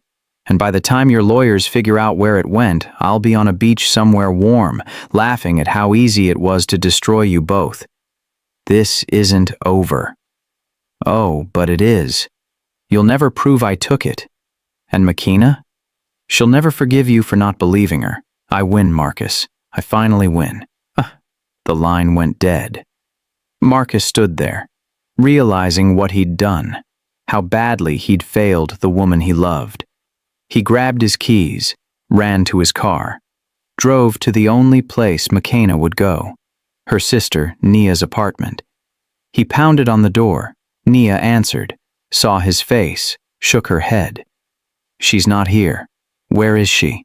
I don't know. She called me crying, said you kicked her out, said you thought she stole from you. What did you do, Marcus? I made a mistake, a huge mistake. Please, I need to find her. I need to fix this. Maybe some things can't be fixed. Nia closed the door in his face. Marcus tried calling Makina. It went straight to voicemail. He texted. Nothing. For 3 days, he searched. Called everyone who might know where she was. Checked hotels, checked friends, checked everywhere. She was gone. And then, on the 4th day, he got a text from an unknown number, a photo of Makina, unconscious, tied to a chair in what looked like an abandoned warehouse, and a message that made his heart stop. If you want her back alive, you'll do exactly what I say, and you have 12 hours to decide. After that, she dies. The game wasn't over. It was just beginning. Marcus had 12 hours to save Makina's life. The photo on his phone showed her tied to a chair, blood on her temple, eyes closed, alive, but barely. Another text came through. $50 million. That's what I want. Transfer it to the account I'm about to send you. You have until midnight. If you call the police, she dies. If you try to trace this number, she dies. If you do anything except exactly what I say, she dies. Marcus's hands shook. Who is this? You already know who I am. Or maybe you don't. Maybe you never really knew any of us. Another photo. This time showing Derek, the man from Chicago, standing behind Makina's chair, smiling. Derek and I have been planning this for 2 years, ever since Makina testified against him and ruined his life. He wanted revenge. I wanted your money. We both wanted to destroy the woman who thought she could have a happy ending after what she did. Vanessa, you're insane, Marcus typed back. No, I'm smart. And you're going to pay me, or your precious wife dies. Clock's ticking, Marcus. 11 hours and 58 minutes. Marcus called his head of security. Don't trace the call. Don't do anything that might alert them. Just get me $50 million in liquid assets now. Sir, we should contact... No police. Just do it. While his team scrambled to pull together the money, Marcus drove to the location where the photo appeared to be taken. An abandoned warehouse district on the outskirts of Atlanta. He searched for hours, building after building, All empty. They'd moved her, or the photo was taken somewhere else entirely. His phone buzzed. Another text. Nice try, but we're watching you. Every move. Stop looking for her and start getting my money. 10 hours left. Marcus got back in his car, drove to his office, paced while his financial team worked. This was his fault. All of it. If he'd just trusted McKenna, if he'd just believed her when she said she was innocent, but he'd pushed her away, made her vulnerable, and now she was paying the price for his doubt. Mr. Hartwell, his CFO, walked in. We have the $50 million ready. But sir, once you transfer this, it's gone. We won't be able to recover it. And there's no guarantee they'll actually release Mrs. Hartwell. I don't care about the money. Transfer it the second they send the account information. 8 hours passed. Then the account number came through. Marcus authorized the transfer, watched $50 million disappear from his accounts. His phone rang immediately. Good boy, Vanessa's voice purred. Now wasn't that easy? Where is she? I paid. Now give me my wife. Not quite yet. See, there's one more thing I need you to do. We had a deal. We had a transaction. Now I'm renegotiating. I want you to sign over the Hartwell estate, the house, the property, everything. That's not happening. Then I'll shoot her right now. Would you like to hear it? I can put you on speaker. Marcus's blood ran cold. You're bluffing. A gunshot echoed through the phone. Then McKenna's scream, muffled but unmistakable. That was a warning shot. Next one goes in her leg, then her shoulder, then her chest. Your choice, Marcus. The house or your wife. You have 5 minutes to decide. Marcus closed his eyes. The house didn't matter. Nothing mattered except getting McKenna back. Fine. I'll sign it over. Excellent. My lawyer will send you the documents. Sign them. Send them back. And then maybe, just maybe, I'll tell you where your wife is. The call ended. Marcus waited. Documents came through. Transfer of ownership. His signature required. He signed without reading, sent them back. His phone buzzed. Thank you for your cooperation. Your wife is at 1247 Industrial Way, Warehouse B. You have 30 minutes before the building goes up in flames. Better hurry. Marcus ran to his car, called 911 as he drove. I need fire department and police at 1247 Industrial Way. Woman held hostage. Building rigged to explode. He didn't care about Vanessa's threats anymore. McKenna's life was all that mattered. He reached the warehouse in 15 minutes, kicked open the door, smoke already filling the air. McKenna! He ran through the building, found her in a back room, still tied to the chair, unconscious, blood running down her face. He cut the ropes, lifted her. Her head fell against his shoulder. I've got you. I'm here. I'm so sorry. The building groaned, flames licking at the walls. Marcus carried her outside just as the fire trucks arrived. Paramedics took her, checked her vitals. She's alive. Pulse is weak. Possible concussion. We need to get her to the hospital. Marcus climbed into the ambulance with her, held her hand as they raced through the city. She didn't wake up. At the hospital, doctors rushed her into surgery, something about internal bleeding, head trauma, possible complications. Marcus sat in the waiting room, covered in soot and blood, waiting for someone to tell him if his wife would survive. Hours passed. Then a doctor emerged. Mr. Hartwell, your wife is stable, she's going to make it. But she sustained serious injuries. She'll need time to recover. Marcus nearly collapsed with relief. Can I see her? She's still sedated. But yes. He walked into her room, saw her lying there, bandages on her head, IV in her arm, machines beeping around her. He sat beside her bed, took her hand. I'm sorry. I'm so sorry I didn't believe you. I'm sorry I let this happen. Please, wake up. Please give me a chance to make this right. She didn't respond, just lay there, breathing, alive. Police arrived later that evening, took his statement. He told them everything, about Vanessa, about Derek, about the ransom. We'll find them, Mr. Hartwell. They can't have gotten far. But Marcus knew better. Vanessa was smart. She'd planned this for 2 years. She'd have an escape route, a new identity, a way to disappear.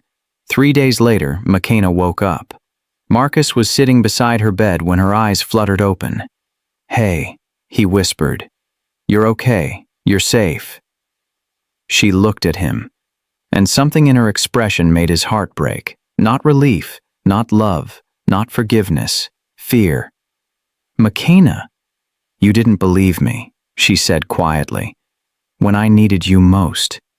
You chose to doubt me. I know, I was wrong. I'm sorry."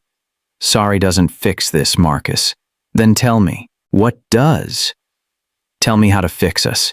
She turned away from him. "I don't know if you can." Those words hit him harder than anything Vanessa had done. He'd gotten McKenna back alive, but he'd lost her trust. And without trust, did they have anything left? Over the next week, McKenna recovered physically, but emotionally she was distant. Cold. She answered his questions with one-word responses. Didn't look at him. Didn't touch him. When she was discharged from the hospital, she didn't go home with him. She went to Nia's apartment. "I need time," she said. "I need to figure out if I can ever trust you again." "How much time?" "I don't know." Marcus went home alone, to the house he'd signed over to Vanessa, except the transfer had been voided by police investigation. The house was still his, but it felt emptier than ever. He'd saved McKenna's life, but he'd destroyed their marriage, and he had no idea how to get her back. Then, 2 weeks later, something happened that changed everything.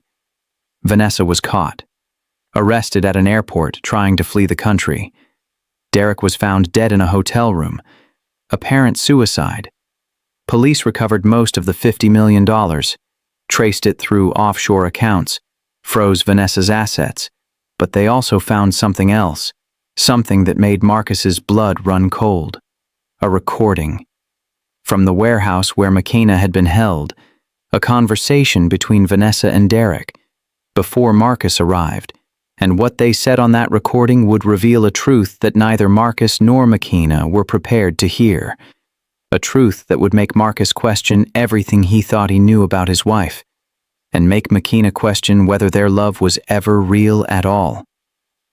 The detective played the recording for Marcus in a private room at the police station.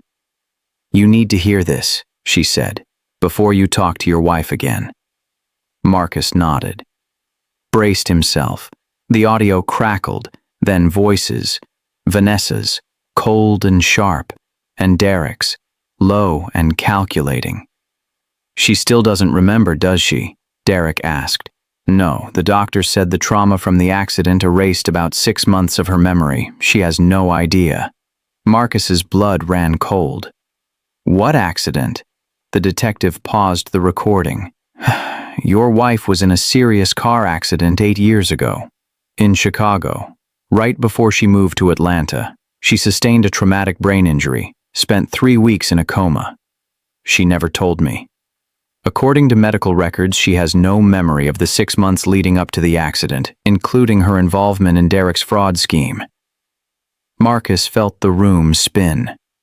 "What are you saying?" "I'm saying your wife might not have been lying to you. She genuinely might not remember what happened in Chicago. The person she was before the accident and the person she became after might be 2 different people."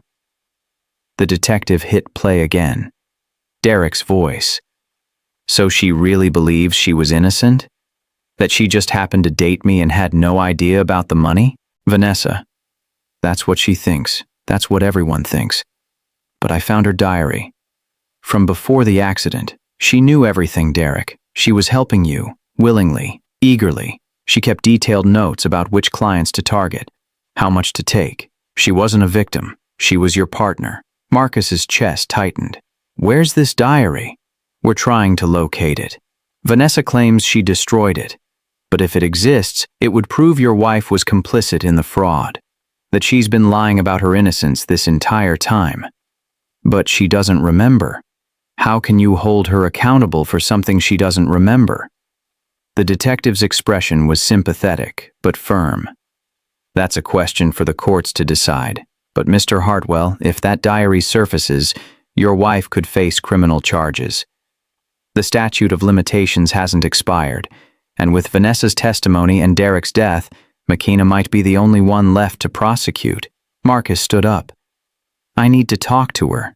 I'd advise against that until I said I need to talk to her. He drove to Naya's apartment, pounded on the door. McKenna answered, saw his face, stepped back. What's wrong? We need to talk, now. They sat in Nia's living room, Nia hovering protectively nearby until McKenna asked her to give them privacy. 8 years ago, Marcus started, you were in a car accident in Chicago. You lost 6 months of memory. McKenna's face went pale. How do you know about that? The police told me. They played me a recording of Vanessa and Derek talking about it, about how you don't remember your involvement in the fraud because the accident erased your memory. I wasn't involved in the fraud. Vanessa says you kept a diary. Detailed notes about the scheme, about which clients to target. She says you were Derek's partner, not his victim. McKenna stood up. That's a lie. I don't care what Vanessa says. I would never do that. How do you know? If you don't remember, how can you be sure? The question hung between them like a knife. Because I know who I am, McKenna said, her voice shaking. I know what I'm capable of, and stealing from innocent people isn't it. But you don't know who you were. Before the accident, you lost 6 months. 6 months where you could have been someone completely different. So what? You think I was some criminal mastermind who got hit by a car and woke up as a good person? I don't know what to think anymore. McKenna's eyes filled with tears. You want to believe it, don't you? You want to believe I'm guilty, because it's easier than admitting you were wrong about me, easier than facing the fact that you destroyed our marriage over lies. That's not fair. None of this is fair, Marcus. I almost died because of Vanessa's revenge plot. I spent 3 days tied to a chair wondering if my own husband cared enough to save me. And now you're here accusing me of crimes I don't remember committing? I'm not accusing you. I'm asking you to help me. Understand. There's nothing to understand. I don't remember. I've spent 8 years rebuilding my life from scratch, learning who I am, building something real, and you want to take that away because Vanessa says I kept some diary that probably doesn't even exist? Marcus ran his hands through his hair. If the diary exists, you could go to prison. Then I'll go to prison. But I won't let you or anyone else convince me I'm guilty of something I don't remember doing. I've lived with enough shame, enough doubt, enough people telling me I'm not good enough. I won't do it anymore, not even for you. She walked to the door, opened it. Leave. McKenna. I said leave. We're done. I want a divorce. The word hit him like a bullet. You don't mean that. Yes, I do. I'm done fighting for someone who doesn't believe in me. I'm done trying to prove I'm worthy of love to a man who'll always have one foot out the door. I'm done, Marcus. We're done. She closed the door in his face. Marcus stood there, numb, empty. He'd lost her, completely this time. He drove home, sat in his car outside the house they'd built together, the house that felt like a tomb again. His phone buzzed, a text from an unknown number. Looking for proof? Meet me at Piedmont Park, southeast corner, come alone, 11 p.m. Marcus checked the time. 10:30. This could be a trap. Could be Vanessa's accomplices, could be anyone, but if there was even a chance of finding the truth, he had to take it. He drove to the park, waited at the southeast corner, alone, in the dark. At 11:02, a figure emerged from the shadows, a woman, mid-50s, worn face, tired eyes. Mr. Hartwell, who are you? My name is Patricia Chen. I was Derek's accountant, before the fraud was exposed. Why are you here? She pulled out an envelope, handed it to him. This is the diary Vanessa was talking about, the one that supposedly proves your wife was involved. Marcus's hands shook as he took it. Why are you giving this to me? Because Vanessa paid me to destroy it. But I read it first. And Mr. Hartwell, Your wife wasn't guilty. This diary proves it. What? The diary is Derek's, not McKenna's. He wrote it in her handwriting. Forged the whole thing to frame her in case he ever got caught. McKenna had nothing to do with the fraud. She was exactly what she always claimed to be. An innocent victim. Marcus opened the envelope, saw the diary pages, saw notations in the margins. In different handwriting. Derek's handwriting. Practice McKenna's signature. Make it look authentic. If cops find this, she takes the fall. The proof was right there. McKenna had been telling the truth all along. Why would Vanessa want this destroyed? Patricia's expression hardened. Because Vanessa was Derek's partner, not McKenna. Vanessa was the one helping him run the scheme. She's the one who should be in prison. Marcus felt like he'd been hit by a truck. Vanessa was involved in the Chicago fraud. The whole time. She and Derek met years before she married you. They planned everything together, including framing McKenna, including destroying you. Why? Because you were rich, and Vanessa was greedy. And McKenna? She was just collateral damage, a convenient scapegoat. Patricia turned to leave. Give that diary to the police. Clear your wife's name. And Mr. Hartwell? Fight for her. Because what you two have is real, and it's worth fighting for. She disappeared into the darkness. Marcus stood there, holding the proof that would exonerate McKenna. That would prove she'd been innocent all along. He'd doubted her, accused her, destroyed her trust, but he could fix this. He had to fix this. He drove straight to the police station, handed over the diary, told them everything Patricia had said.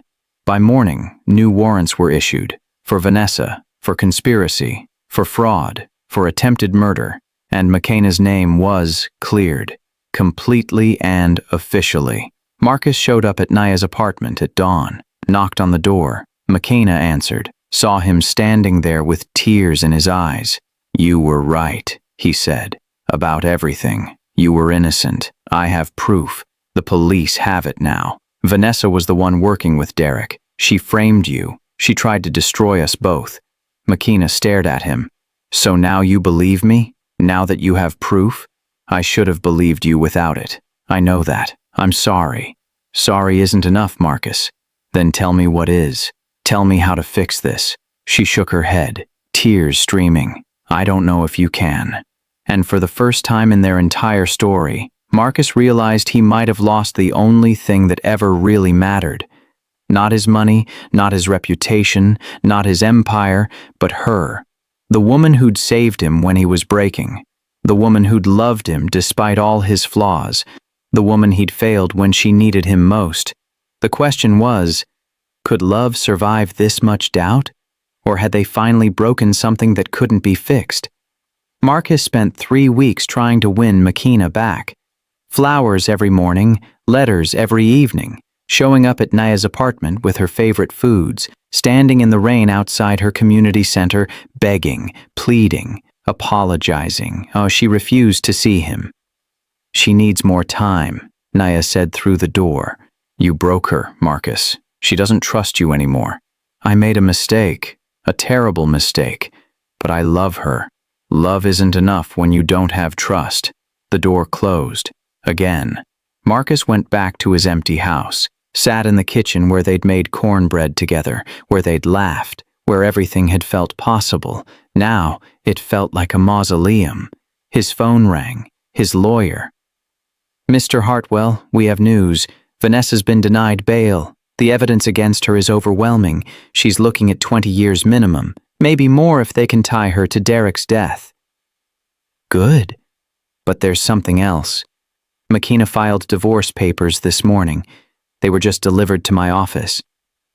Marcus's chest caved in. She's serious. It appears so.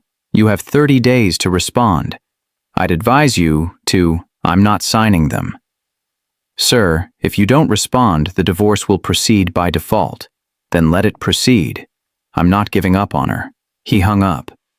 Drove to Nia's apartment, pounded on the door. This time, McKenna answered. She looked exhausted, thinner, dark circles under her eyes, like she hadn't slept in weeks. You got the papers, she said. I'm not signing them. You don't have a choice. Yes, I do. I choose to fight for you. I choose to prove that I'm not giving up. Not now. Not ever. Marcus, stop. It's over. We're over. No. I don't accept that. She stepped outside, closed the door behind her. You want to know why I can't forgive you? It's not just because you didn't believe me. It's because the second things got hard, you chose doubt over me. You chose fear over us, and I can't spend the rest of my life wondering when you'll do it again. I won't. I swear, I won't. You don't know that, and neither do I. That's the problem. Then let me prove it. Give me a chance to show you I've changed. People don't change, Marcus. Not really. They just get better at hiding who they are. She turned to go back inside. What if I told you I remembered? Marcus said. She stopped. Remembered what? The day we met. Really met. Not the day you came to clean my house, but 3 days before that. McKenna turned slowly, confusion on her face. What are you talking about? You don't remember, do you? You were at a coffee shop on Peachtree. You were sitting alone, writing in a notebook. I was there meeting a client, and I saw you, really saw you. You had this look on your face, like you were somewhere else, somewhere beautiful. And I thought to myself, that's the most real person I've ever seen. McKenna shook her head. I don't remember that. I know, because you didn't notice me. You were too lost in whatever you were writing. But I noticed you. And when you left, I asked the barista who you were. She didn't know. Said you came in sometimes, but always kept to yourself. Why are you telling me this? Because 3 days later, when you walked into my house as the cleaning woman, I recognized you immediately. And I thought maybe the universe was giving me a second chance, a chance to actually talk to you, to know you. Tears filled McKenna's eyes. So what? You saw me in a coffee shop? That doesn't change anything. It changes everything. Because before the PR strategy, before Vanessa, before any of it, I saw you. And I wanted to know you. Not because you could help my image, but because something about you made me feel less alone. Stop. I fell in love with you the moment you stayed when I was breaking, when you chose to see me as human instead of a billionaire, when you taught me that real was better than perfect, and I will spend the rest of my life proving to you that what we have is worth fighting for. McKenna wiped her eyes. I want to believe you, then believe me. But every time I try, I remember the look on your face when you thought I stole from you. I remember how quickly you assumed the worst, and I can't unsee that. I know, and I will carry that shame for the rest of my life. But McKenna, please, don't let Vanessa win. Don't let her destroy what we built. She already did. The words hung between them. Final. Devastating. Marcus felt something break inside him. Something that couldn't be fixed with money or apologies or grand gestures. So, that's it? He asked quietly. We just give up? I'm not giving up. I'm choosing myself. For the first time in my life, I'm choosing to protect my own heart instead of sacrificing it for someone else's mistakes. She went back inside. The door closed. Marcus stood there, alone, broken. He'd lost her. Really lost her this time. He went home, sat in the dark, stared at nothing. His phone buzzed, a text from an unknown number. Turn on the news, Channel 5, right now. Marcus grabbed the remote, turned on the TV. A breaking news banner scrolled across the screen. Billionaire's wife speaks out. The truth behind Marcus Hartwell's marriage. McKenna's face filled the screen. She was sitting across from a news anchor. Calm, composed, beautiful. Ms. Washington, thank you for joining us. You've been at the center of a very public scandal involving your husband, his ex-wife, and allegations of fraud. Can you tell us your side of the story?" McKenna nodded. "I can. But first I want to say something to everyone watching, especially to those who've been through what I've been through." She looked directly at the camera, directly at Marcus. "When someone doesn't believe you when you tell the truth, it's not your job to convince them. It's their job to earn back your trust, and sometimes they can't. Sometimes the damage is too deep. Sometimes love isn't enough to fix what's been broken." The anchor leaned forward. "Are you saying your marriage is over?" "I'm saying I deserve better than someone who needs proof before they believe in me. I deserve someone who chooses me even when it's hard, even when it's scary, even when the evidence points the other way. And Marcus Hartwell isn't that person?" McKenna paused. A long, heavy pause. "Marcus Hartwell is the man I fell in love with, but he's also the man who broke my heart, and I don't know if I can ever trust him again." The screen cut to commercial. Marcus sat there, stunned, gutted. She'd just told the entire world their marriage was over. But then his phone rang, McKenna's number. He answered. "McKenna, meet me at Piedmont Park, southeast corner, 1 hour. Come alone." "Why?" "Because I'm going to tell you something that changes everything. And after I do, you get to decide if we're really done, or if there's still something worth saving." The line went dead. Marcus stared at his phone. What could she possibly say that would change anything? What secret was left to reveal? He drove to the park, waited at the southeast corner, alone, in the dark, again. At exactly 1 hour, McKenna appeared. She walked toward him slowly, and the look on her face made his heart stop. "There's something I never told you," she said. "Something from before the accident, something I remembered last week." "What?" She took a deep breath. "We met before, not just at the coffee shop, but years before that, in Chicago, at Derek's office." Marcus's world tilted. "What?" "You were there, meeting with Derek about a potential investment. I was his assistant. We talked for maybe 5 minutes. You asked me my name, I told you. You smiled. Then you left. And I never saw you again. Until I walked into your house 3 years ago." "That's impossible. I would have remembered you." "Would you?" "I looked different then. Different hair, different style. 40 pounds lighter. I was someone else. Someone I don't even recognize anymore." Marcus's mind raced. "Are you saying our meeting wasn't an accident?" "I don't know. Maybe the universe brought us back together. Maybe it was always meant to be this way. Or maybe—" She paused. "Maybe I saw an opportunity and took it." His blood went cold. "What are you saying?" And what McKenna said next would shatter everything Marcus thought he knew about their love story. Everything he believed about fate and second chances and meant to be. Because the truth was darker than he ever imagined. And once she told him, there would be no going back. "Maybe I saw an opportunity and took it." The words hung in the air like poison. Marcus stepped back.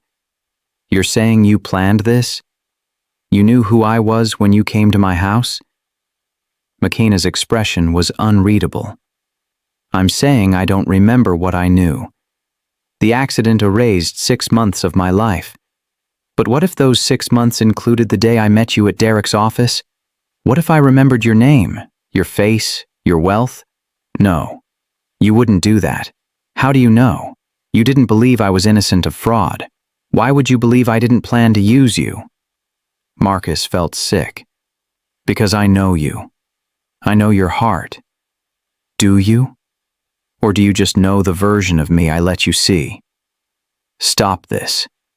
Why are you doing this?" McKenna's eyes filled with tears. "Because I need to know if you'll believe in me even when I'm questioning myself. I need to know if your love is strong enough to survive doubt. Because Marcus, I spent 3 weeks doubting everything about us, everything about me, and if I can doubt us, so can you. This isn't fair. No, it's not. But it's real. And real is all we've got. Marcus ran his hands through his hair. Okay, fine. You want to know if I believe in you, even when you're trying to make me doubt you? Yes, I believe you. I believe that even if you did know who I was, even if you did see an opportunity, you fell in love with me anyway. You chose to stay when you could have left. You chose to be real when you could have played games, and that's what matters. McKenna's tears spilled over. How can you be sure? Because I'm not. Because love isn't about being sure. It's about choosing each other even when you're terrified, even when the evidence points the wrong way, even when it would be easier to walk away. You didn't choose me. Not when it mattered. I know, and I will regret that for the rest of my life.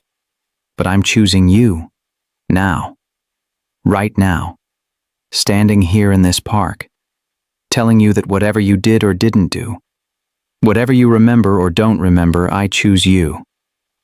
McKenna closed her eyes. What if I can't choose you back? The question broke him. Then I'll wait. However long it takes, I'll wait. What if I never can? Then I'll have lost the best thing that ever happened to me, and I'll deserve it. They stood there, two people who'd loved each other and broken each other, neither knowing how to move forward. I lied to you, McKenna said quietly. Marcus's heart stopped. About what? About meeting you before.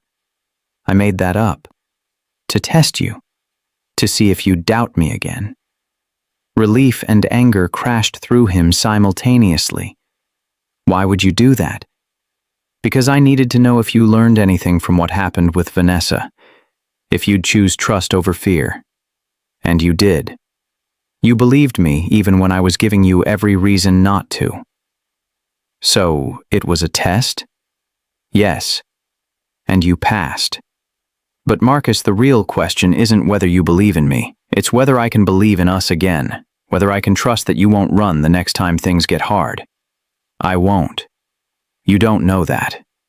You're right, I don't. But I'm willing to prove it.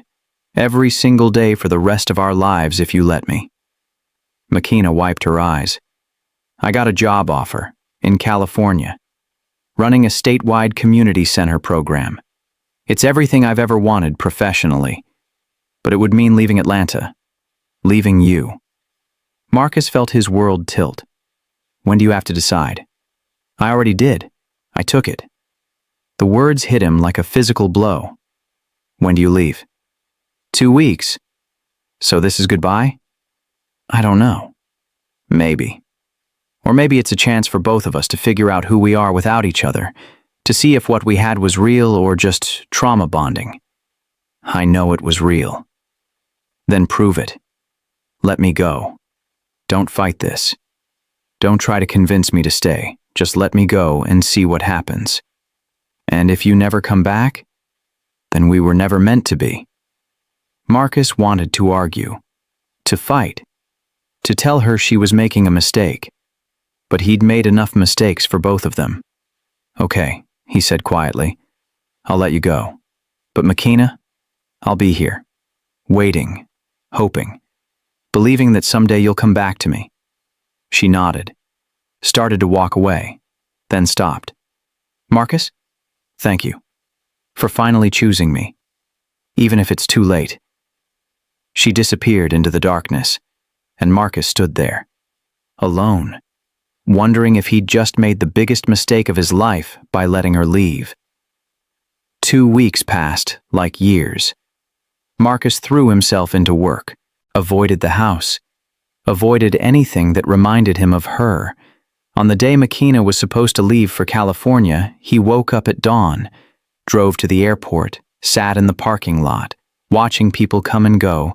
He didn't go inside, didn't try to stop her, just sat there, letting her go like she'd asked. His phone buzzed, a text from McKenna. I'm at the gate, about to board. I just wanted to say thank you for respecting my choice, for not making this harder than it already is. He typed back, "I love you. That's all I know. And wherever you are, that won't change." 3 dots appeared, then disappeared, then appeared again. "I love you too. But love isn't enough. Not this time."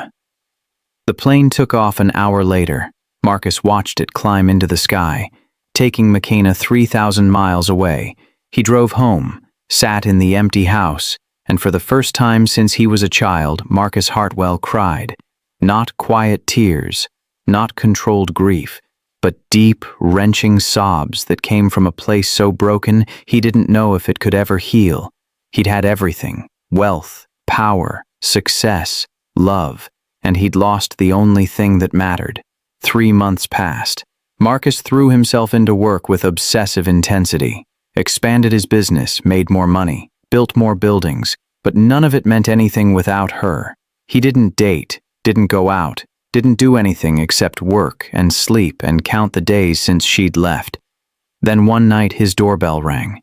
He opened it, and McKenna stood there, suitcase in hand, tears on her face. "I tried," she said. "I tried to move on, to start over, to convince myself I was better off without you. But I'm not. I'm miserable. And I realized something." "What?" "Love is scary. Trust is hard. And you're going to mess up again. And so am I. But I'd rather be scared and uncertain with you than safe and alone without you." Marcus pulled her into his arms, held her like she might disappear if he let go. "I'm sorry," he whispered. "For everything. For all of it. I know. And I forgive you. Because that's what love is. Choosing to forgive when it would be easier to hold a grudge. Choosing to try when it would be safer to give up."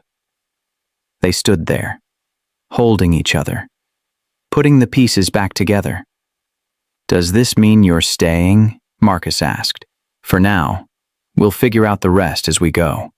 "What about California?" "I negotiated remote work. I'll fly out once a month, but my home is here. With you." Marcus kissed her, soft and desperate and full of promise. They'd been through hell, been broken and betrayed and nearly destroyed, but they'd survived, together. And maybe that was the point. Maybe love wasn't about being perfect. It was about being willing to fight through the imperfect parts. As they walked inside, Marcus's phone buzzed.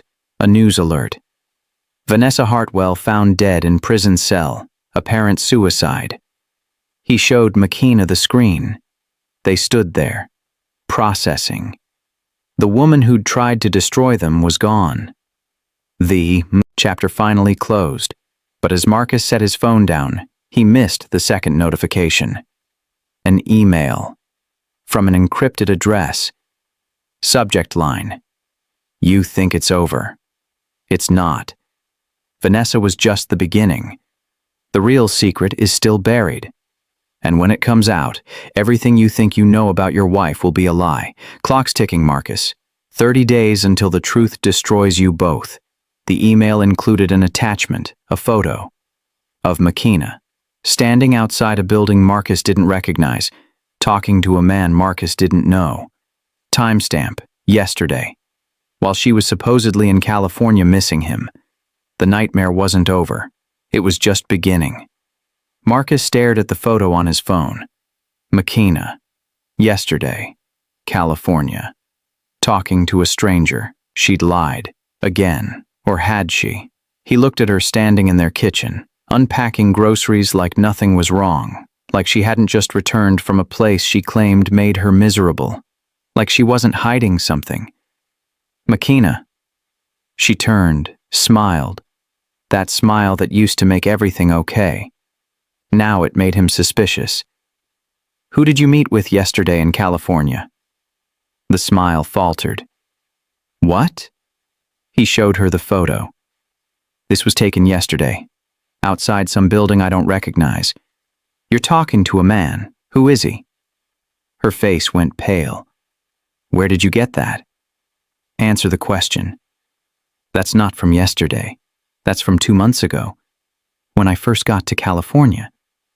The timestamp says yesterday. Then it's wrong. Or someone edited it. Marcus, I was on a plane yesterday. I can show you my boarding pass. Do it. She pulled out her phone, showed him the digital boarding pass. Yesterday's date, flight from Los Angeles to Atlanta. But Marcus had learned that evidence could be faked, timestamps manipulated, nothing was certain anymore. Who's the man in the photo? His name is Richard Chen. He's Patricia Chen's son. The woman who gave you the diary that cleared my name. Richard reached out when I got to California. Wanted to meet. To apologize for his mother getting involved in Vanessa's mess. And you didn't think to mention this? It was one coffee meeting 2 months ago. I didn't think it mattered. Everything matters, McKenna. Every secret. Every omission. Every person you meet that you don't tell me about. She set down the groceries, crossed her arms. So what? You want me to report every conversation I have? Every person I talk to? That's not a marriage. That's surveillance. That's trust. Earned trust. I've done everything to earn back your trust. I came back. I chose you. What more do you want from me? The truth. Always. No matter how small, no matter how irrelevant it seems, fine. You want the whole truth? Richard offered me a job, a better job than the one I took, more money, more impact, and I turned it down because I wanted to come home to you. Why didn't you tell me? Because I knew you'd react exactly like this, with suspicion, with doubt, with this look on your face like I'm always one step away from betraying you. She was right. He hated that she was right, but he couldn't help it. The doubt lived in him now, a parasite that fed on every unanswered question, every mysterious photo, every unknown variable. I'm trying, he said quietly. I'm trying to trust you. Try harder, because I can't live like this. I can't live under constant investigation. She walked past him, up the stairs, to their bedroom. Marcus stood there, holding his phone, staring at the photo. The email had said 30 days until the truth destroyed them. 27 days left, and he had no idea what truth was coming, or if their marriage could survive it. That night, they slept on opposite sides of the bed, not touching, not talking, just existing in the same space. Marcus lay awake until 3 a.m., finally got up, went to his office, opened his laptop, searched Richard Chen's name, found him on LinkedIn, legitimate businessman, clean background, no connection to Vanessa or Derek that Marcus could find. Maybe McKenna was telling the truth. Maybe the photo was old. Maybe he was destroying his marriage with paranoia. Or maybe that's what whoever sent the email wanted him to think. His phone buzzed. Another email from the encrypted address. TikTok Marcus, 27 days. Want a hint? Ask your wife about the money she's been receiving. $5,000 every month for the past year. Deposits to an account you don't know about. Wonder who's paying her. Wonder what she's doing to earn it? Marcus felt sick. He pulled up his financial tracking software, the one that monitored all accounts linked to McKenna's social security number. And there it was, a checking account he'd never seen before. Opened 14 months ago. Monthly deposits of exactly $5,000 from an offshore LLC. He checked the transaction history. The money came in on the 15th of every month. Like clockwork, McKenna had a secret account with mysterious deposits for over a year while they were married, while they were supposedly rebuilding trust. Marcus stood up, walked upstairs, opened the bedroom door. McKenna was asleep, or pretending to be. Wake up, she stirred, looked at him, saw his face, sat up. What's wrong? You have a secret bank account. She blinked. What? $5,000 every month for the past year from an offshore company. Want to explain that? Her expression shifted. Guilt. Definitely guilt. Marcus, don't. Don't lie. Don't make excuses. Just tell me the truth. Who's paying you, and why? She got out of bed. It's not what you think. Then what is it? It's from a trust fund. My grandmother set it up before she died. I didn't know about it until last year when the lawyer tracked me down. The LLC is just how the trust distributes payments. Why didn't you tell me? Because it was mine. The one thing in my life that wasn't tangled up in us. In our mess. I wanted to keep it separate. Or, you wanted to have an escape fund. Money I didn't know about in case you needed to run. That's not fair, isn't it?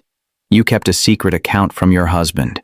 The same husband who's been accused of not trusting you. How am I supposed to trust you when you keep hiding things? I wasn't hiding it. I just didn't advertise it. That's the same thing. They stared at each other, both angry, both hurt, both wondering if this was salvageable. You know what? McKenna said quietly. Maybe you're right. Maybe we can't do this. Maybe too much has happened. Too much doubt. Too much pain. Don't say that. Why not? It's true. We're broken, Marcus, and I don't think we know how to fix it. She grabbed her phone, her keys, started getting dressed. Where are you going? Away. I need space. I need to think. And I need to not be interrogated every time you get a mysterious email. Wait, how did you know about the email? She froze. What? I never told you about the emails. How did you know? The silence was deafening. McKenna, how did you know about the emails? She turned to face him, and the look in her eyes made his blood run cold. Because I'm the one who's been sending them. The world stopped spinning. What? I needed to know if you'd really changed, if you'd choose trust over doubt, if you'd believe in me even when someone was feeding you reasons not to. And you failed, Marcus. Every single time. You failed. Marcus felt like he'd been hit by a truck. You've been torturing me? For 3 months? Making me think someone was threatening us? I was testing you. That's psychotic. No, that's self-preservation. Because I needed to know if I could trust you, and I can't. The second you get a hint of doubt, you run with it. You accuse, you investigate. You choose fear over me every single time. Because you keep giving me reasons to. No. I keep giving you opportunities to choose trust, and you keep failing. She grabbed her suitcase, started throwing clothes into it. Where are you going? I don't know. Away. Somewhere you can't send me test emails or question every deposit or treat me like a suspect instead of your wife. McKenna, please. No, I'm done. I thought we could fix this. I thought love was enough, but it's not. Not when there's no trust. Not when we're both so broken we keep breaking each other. She zipped the suitcase, walked to the door. Wait, Marcus's voice cracked. Please, don't go. She stopped, looked back at him, tears streaming down her face. Give me one reason to stay. One reason that isn't love. Because love isn't enough anymore. Marcus opened his mouth, but no words came out. Because he didn't have a reason. He had love. He had regret. He had desperation. But he didn't have trust. And without trust, what did they have? McKenna nodded, like she'd expected his silence. Goodbye, Marcus. She walked out, and this time Marcus knew she wasn't coming back. He sank to the floor, put his head in his hands, and for the second time in 3 months he broke. He'd lost her. Really, truly lost her. And the worst part? She was right. About all of it. He'd chosen doubt over trust, fear over faith, suspicion over love. And now he'd pay the price for the rest of his life. 3 days passed. Marcus didn't eat, didn't sleep, didn't function. He called McKenna 47 times, left 89 messages. She never answered. On the 4th day, Nia showed up at his door. She doesn't want to see you, Nia said. And honestly, I don't blame her. Where is she? Somewhere safe. Somewhere you can't hurt her anymore. I love her. Love isn't enough when you don't have trust, and you don't trust her, Marcus. Maybe you never did. That's not true. Isn't it? She came back for you. She chose you, and you responded by accusing her of secret meetings and hidden bank accounts and God knows what else. She was testing me. She sent those emails, and you failed the test, every time. She gave you every opportunity to believe in her, and you chose suspicion instead. Nia turned to leave. Tell her I'm sorry, Marcus said. Tell her I'll do anything to fix this. Some things can't be fixed, Marcus. Some trust, once broken, stays broken. She left, and Marcus was alone again. For 3 weeks he existed in a fog. Work, home, sleep. Repeat. No McKenna. No hope. No future. Then on day 22, something arrived that changed everything. A package. No return address. Inside was a flash drive and a note. If you want to understand why McKenna did what she did, watch this. And then ask yourself, who's really been lying? The answer will destroy you, but maybe you deserve to be destroyed. Marcus plugged the flash drive into his computer, hit play, and what he saw made him realize that everything he thought he knew about his wife, about their marriage, about their entire story, was wrong. The truth was so much bigger than he'd imagined, and when it came out, nothing would ever be the same again. The video on the flash drive started with a date stamp. 14 months ago, before McKenna went to California, before the kidnapping, before everything fell apart. The footage showed McKenna sitting in what looked like a therapist's office, alone, talking to someone off camera. I don't know if I can keep doing this, McKenna said, her voice breaking. The lies, the tests, pretending everything's okay when I'm dying inside. The therapist's voice, male and gentle. Why do you feel like you're lying? Because I'm not telling him the truth, about the emails, about the tests, about why I'm really doing this. And why are you doing this? McKenna wiped her eyes. Because I'm scared. I'm terrified that if I don't test him, if I don't push him, he'll hurt me again, and I can't survive that. I barely survived it the first time. So, the tests are about self-protection? Yes. No. I don't know. Maybe they're about punishment. Maybe I want him to feel what I felt when he chose doubt over me, when he made me prove my innocence instead of just believing me. Do you think that's fair to him? McKenna's laugh was bitter. Fair? Nothing about this is fair. He's a billionaire who married a maid. He gets to doubt me, and everyone understands. Society expects it. But if I doubt him, if I need proof he's changed, then I'm the crazy one. The therapist was quiet for a moment. What would it take for you to trust him again? I don't know if I can. That's the problem. I love him. God, I love him so much it hurts, but every time I try to trust him, I remember the look on his face when he thought I stole from him, like I was garbage, like I was exactly what the world always told me I was, too fat, too black, too nothing to be worth believing in. Marcus's hands shook as he watched. He'd never seen this side of her pain, never understood how deep the wound went. The video continued, session after session. McKenna talking about the emails she was sending, the fake threats, the staged photos, all designed to test whether Marcus had really changed. I know it's wrong, she said in one session. I know I'm playing games, but I need to know. I need proof, because words aren't enough. Love isn't enough. I need to see if he'll choose me when it's hard, when there's evidence pointing the other way, when trusting me requires actual faith. And what will you do if he fails? Leave, for real this time, because I deserve better than someone who only believes in me when it's convenient.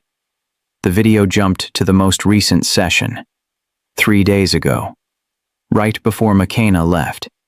He failed, she told the therapist. Every test, every opportunity. He chose doubt, and I can't do this anymore. Are you sure? Have you given him a chance to understand why you were testing him? No. Because if I tell him, it defeats the purpose.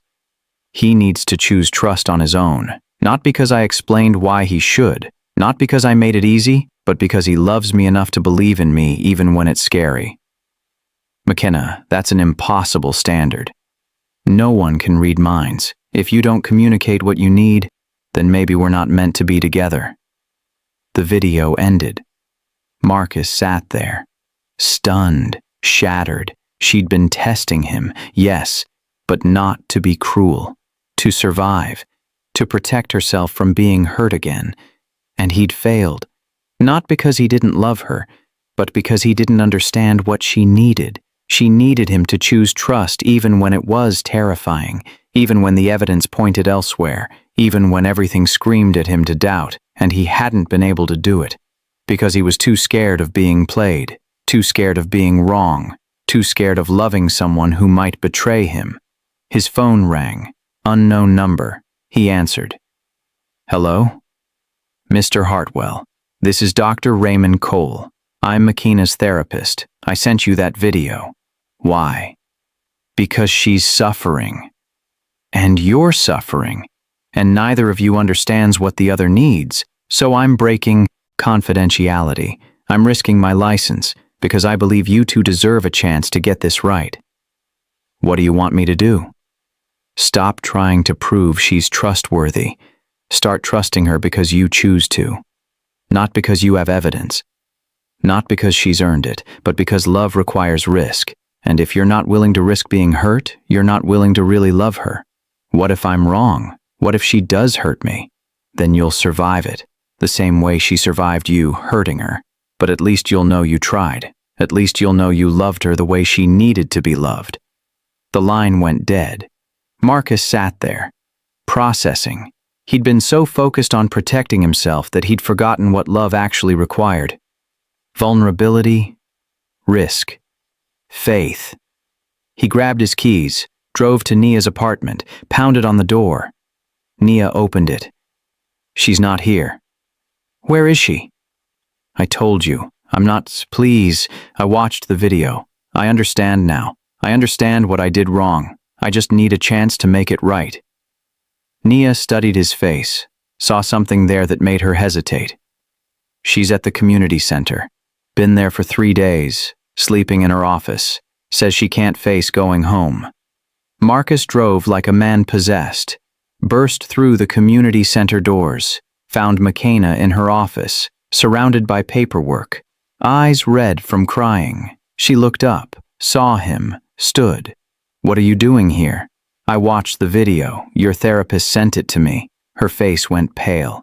He what? And I understand now. Why you tested me. Why you needed proof.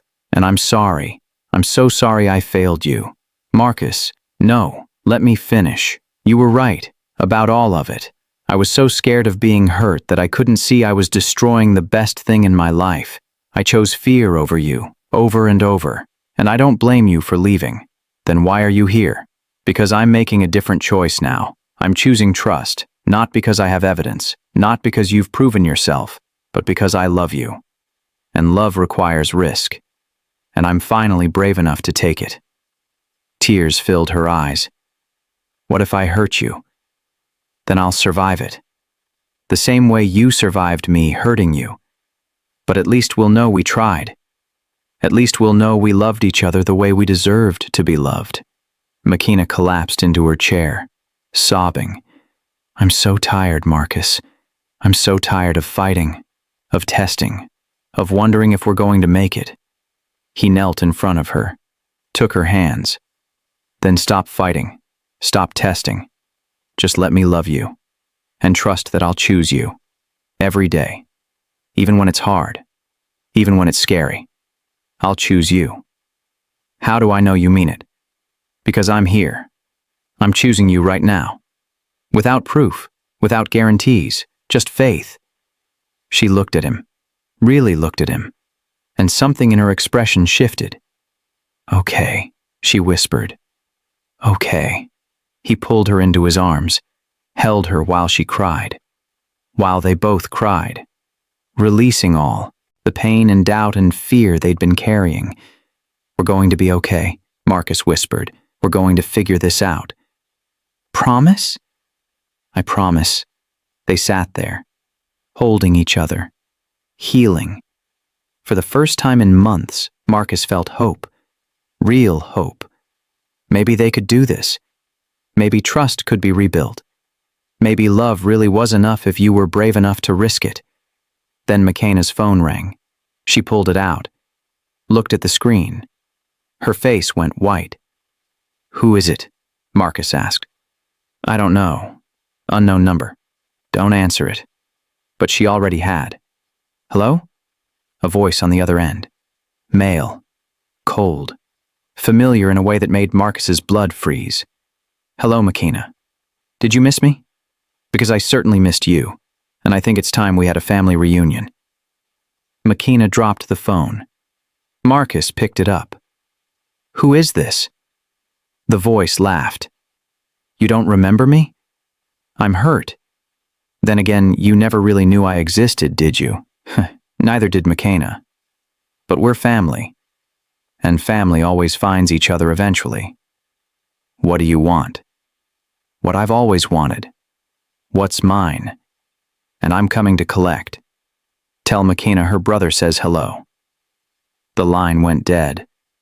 Marcus looked at McKenna. "You have a brother?" She was shaking, tears streaming down her face. "I don't know. My father left when I was 6. My mother never talked about his family. I never knew if I had siblings or not. Then how? I don't know. But Marcus, that voice, I recognized it. From where? From the warehouse, when Vanessa had me kidnapped. That voice, it was there, in the background, giving orders." Marcus felt his world tilt. "Are you saying your brother was working with Vanessa?" "I'm saying my brother might have orchestrated the whole thing." And suddenly, everything made sense. The emails, the tests, the threats, the kidnapping. Vanessa's suicide. None of it was random. It was all part of a bigger plan. A plan orchestrated by someone who knew McKenna better than anyone. Someone who'd been watching them the whole time. Someone with a grudge so deep it required destroying them both completely. Her brother. A man she'd never met, but who apparently knew everything about her. And if he was coming to collect what was his, that could only mean one thing. He believed McKenna had something that belonged to him. The question was, what? And how far would he go to get it? "Her brother says hello." The words echoed in Marcus's head as he drove McKenna back to the house. They'd called the police, filed a report. But what could the police do about a phone call from an unknown number? A threat that was all implication and no specifics. "We'll look into it," the detective said. "See if we can trace the number. But without more information about this supposed brother, there's not much we can do." Now they sat in the living room, McKenna curled up on the couch, Marcus pacing, both trying to make sense of something that made no sense. "My father's name was Joseph Washington," McKenna said quietly. "He left when I was 6, moved to Chicago. I never heard from him again. My mother said he started a new family, new wife, new kids, but she never gave me details. Said it would only hurt me to know." "So you could have a half-brother?" "I could have several. I don't know. My mother died 5 years ago. Whatever she knew died with her." Marcus pulled out his laptop, started searching. Joseph Washington, Chicago. Hundreds of results, too many to narrow down. "What about DNA?" Marcus asked. "Have you ever done one of those ancestry tests?" "No. Why would I? I had no family to find. But if your brother knows about you, he might have done one. We could do a test. See if there are any matches. And then what? Wait weeks for results while he's out there planning God knows what." Marcus's phone rang, his head of security. "Mr. Hartwell, we traced the call that came to Mrs. Hartwell's phone. It bounced through 6 different countries. Whoever made it knew how to cover their tracks. But we did find something interesting." "What?" The voice. "We ran it through our database. It matches a recording from the warehouse where Mrs. Hartwell was held. He was there, talking to Vanessa, giving her instructions on how to stage the kidnapping. Marcus felt sick. So he orchestrated the whole thing? It appears so. Vanessa was just the face. He was the mastermind. Why would he help her kidnap his own sister? That's what we're trying to figure out. But Mr. Hartwell, there's something else. We found financial records, large payments from an offshore account to Vanessa, $50,000 a month for 2 years, starting before you even met Mrs. Hartwell. Marcus's mind raced. Someone's been planning this for 2 years, before McKenna and I even got together? It appears so. Marcus hung up, looked at McKenna. This isn't about us. This is about you. Someone's been targeting you since before we met. But why? I don't know. But we're going to find out. Marcus spent the next 3 hours on the phone with investigators, private detectives, anyone who could help piece together McKenna's past, and slowly a picture emerged. Joseph Washington, McKenna's father, died 7 years ago in Chicago, left behind a wife, Lorraine, and 2 sons, Marcus and Terrence Washington. The brothers inherited everything. A manufacturing business worth $50 million, multiple properties, investments, but there was a clause in Joseph's will, a clause that changed everything. If any additional biological children are discovered, they are entitled to an equal share of the estate. Marcus showed McKenna the document. Your father left you 1/3 of his fortune. Your brothers have been sitting on that information, refusing to acknowledge you exist, because if they do, they lose millions. McKenna stared at the paper. I don't want their money. I never even knew these people existed. But they know about you, and they're scared. Because if you ever find out, you could claim what's rightfully yours. So they what? Tried to destroy my life? Frame me for fraud? Kill me? They tried to make sure you'd never come looking, never ask questions, never threaten their inheritance. McKenna's hands shook. This is insane. I have brothers who want me dead over money I don't even want. Not just want you dead, want you discredited. Because if you're a criminal, if you're unstable, you can't claim the inheritance. The will has a character clause. Any heir engaged in criminal activity or of unsound mind forfeits their share. So the fraud accusation in Chicago, the kidnapping, the test that made me look paranoid, all of it was to paint me as crazy or criminal? All of it. McKenna stood up, started pacing. So, what do? We fight. We expose them. We make sure they pay for everything they've done. And what if they come after us again? What if they hurt you? Or Zara? Marcus hadn't thought about Zara, his daughter, the little girl who'd already lost so much. We protect her. We protect all of us. But McKenna, you deserve that inheritance. You deserve justice. I don't care about the money. I care about staying alive. I care about keeping the people I love safe. Before Marcus could respond, his phone rang again. His lawyer this time. Mr. Hartwell, we have a problem. A big one. What now? Vanessa's family is suing you. For wrongful death. They're claiming you drove her to suicide by framing her for crimes she didn't commit, and they're asking for $50 million in damages. Marcus felt like he'd been punched. That's insane. She tried to kill my wife. She stole from me. Doesn't matter. They have a legal case, and if they win, it could bankrupt you. All your assets would be frozen during the trial. Your businesses would suffer. And Marcus, there's more. What? They're also filing for custody of Zara, claiming you're an unfit father, that your lifestyle puts her in danger, that she'd be better off with Vanessa's family. They can't do that. They can. And they are. The hearing is in 2 weeks. You need to prepare. Marcus hung up, looked at McKenna. They're coming after Zara. Her face went pale. Who? Vanessa's family. They're claiming I'm unfit, that Zara should live with them. That's ridiculous. You're a great father. But they'll use everything against me. The kidnapping, the chaos, the fact that my wife was accused of fraud. They'll paint a picture of instability, of danger. Makina's eyes filled with tears. This is my fault. If you'd never met me. Don't you dare blame yourself. This is not your fault.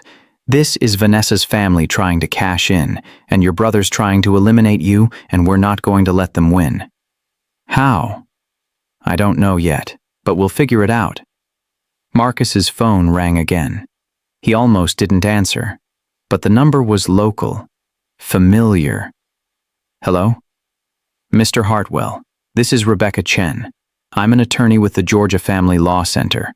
I represent Zara's mother's estate in the custody matter. I know who you are. I need you and your wife to come to my office tomorrow morning. 9 a.m. It's urgent. Why? Because there's evidence you need to see. Evidence that could change everything about this custody battle. And Mr. Hartwell, bring your wife. What I'm about to show you involves her too. What kind of evidence? The kind that proves Vanessa's family has been lying about everything. But if you want Zara back, you need to act fast. The hearing is in 2 weeks. After that, it might be too late. She hung up. Marcus looked at Makina. We have to go to this meeting. What if it's a trap? Then we'll deal with it. But if there's even a chance this helps us get Zara back, we have to take it. The next morning, they sat in Rebecca Chen's conference room. 3 lawyers, stacks of documents, and a video screen showing footage Marcus had never seen before. This is from Vanessa's phone, Rebecca said, retrieved after her death. She recorded herself, confessing to everything. She hit play. Vanessa's face filled the screen, hollow, broken, defeated. My name is Vanessa Hartwell, and I'm about to die. But before I do, I want the truth on record. I want everyone to know what really happened, and who's really responsible. Marcus leaned forward, every muscle tense. I didn't plan any of this alone. I was a pawn, used by people smarter and more ruthless than me, used by Makina's brothers. They approached me 2 years ago, offered me money, lots of it, to destroy Marcus and Makina, to make sure Makina could never claim her inheritance. Marcus grabbed Makina's hand. They told me how to frame Makina for fraud, how to manipulate Marcus into doubting her, how to stage the kidnapping, how to make it look like I was the mastermind when really I was just following orders. And when it all fell apart, when Marcus wouldn't give up on Makina, they told me there was only one way out. Vanessa's eyes filled with tears. They told me to kill myself, make it look like guilt, make it look like I couldn't live with what I'd done. And in exchange, they'd take care of my family, pay off their debts, set them up for life. All I had to do was die, and frame Marcus for driving me to it. She wiped her face. So that's what I'm doing. I'm dying. But not before I tell the truth. Marcus Hartwell is innocent. Makina Washington is innocent. And the real villains are Terrence and Marcus Washington, her brothers, the men who will stop at nothing to protect their fortune. The video ended. Marcus sat there, stunned. Rebecca cleared her throat. This changes everything. With this confession, we can stop the lawsuit, stop the custody battle, and prosecute Makina's brothers for conspiracy, attempted murder, and fraud. How do we know the video is real? Marcus asked. They could claim it's fake, edited. We had it authenticated. It's real. Vanessa made it the night before she died. She sent it to a law firm with instructions to release it if anything happened to her or if her family tried to go after you. Makina was crying. She tried to save us. Even after everything, she tried to make it right. The question is, Rebecca said, what do you want to do with this information? We can go public. Expose your brothers. Clear your names completely. But it will be a media circus, and it might put you both in more danger. Marcus looked at Makina. What do you want to do? She wiped her eyes, straightened her shoulders, and for the first time in months, Marcus saw steel in her expression. I want to fight. I want justice, not for me, but for Zara. Because kids deserve better than being pawns in adult warfare. They deserve better than being used as weapons. Sometimes the hardest battles aren't the ones we choose. They're the ones chosen for us. And the only question is, will we run? Or will we stand and fight? What would you do? Let us know in the comments. Rebecca nodded. Then we fight. But you need to understand. Going after your brothers means they'll come after you harder. They'll use every resource, every dirty trick. Are you prepared for that? McKenna took Marcus's hand, squeezed it.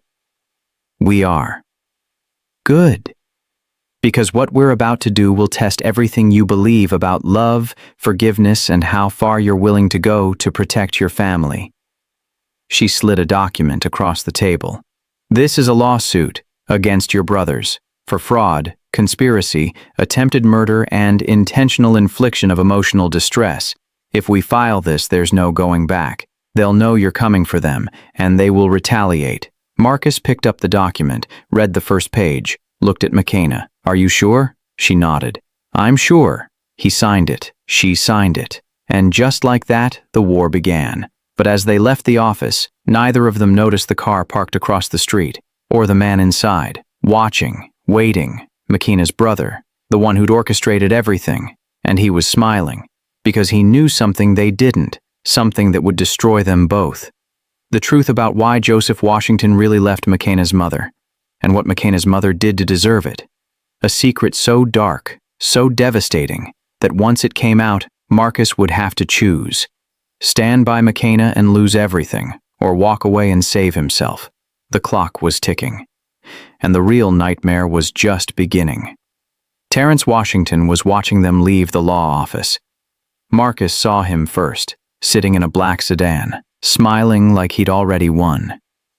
That's him, McKenna whispered. That's my brother. He looked nothing like her. Tall, light-skinned, sharp suit, cold eyes. He rolled down his window. Hello, little sister. Long time no see.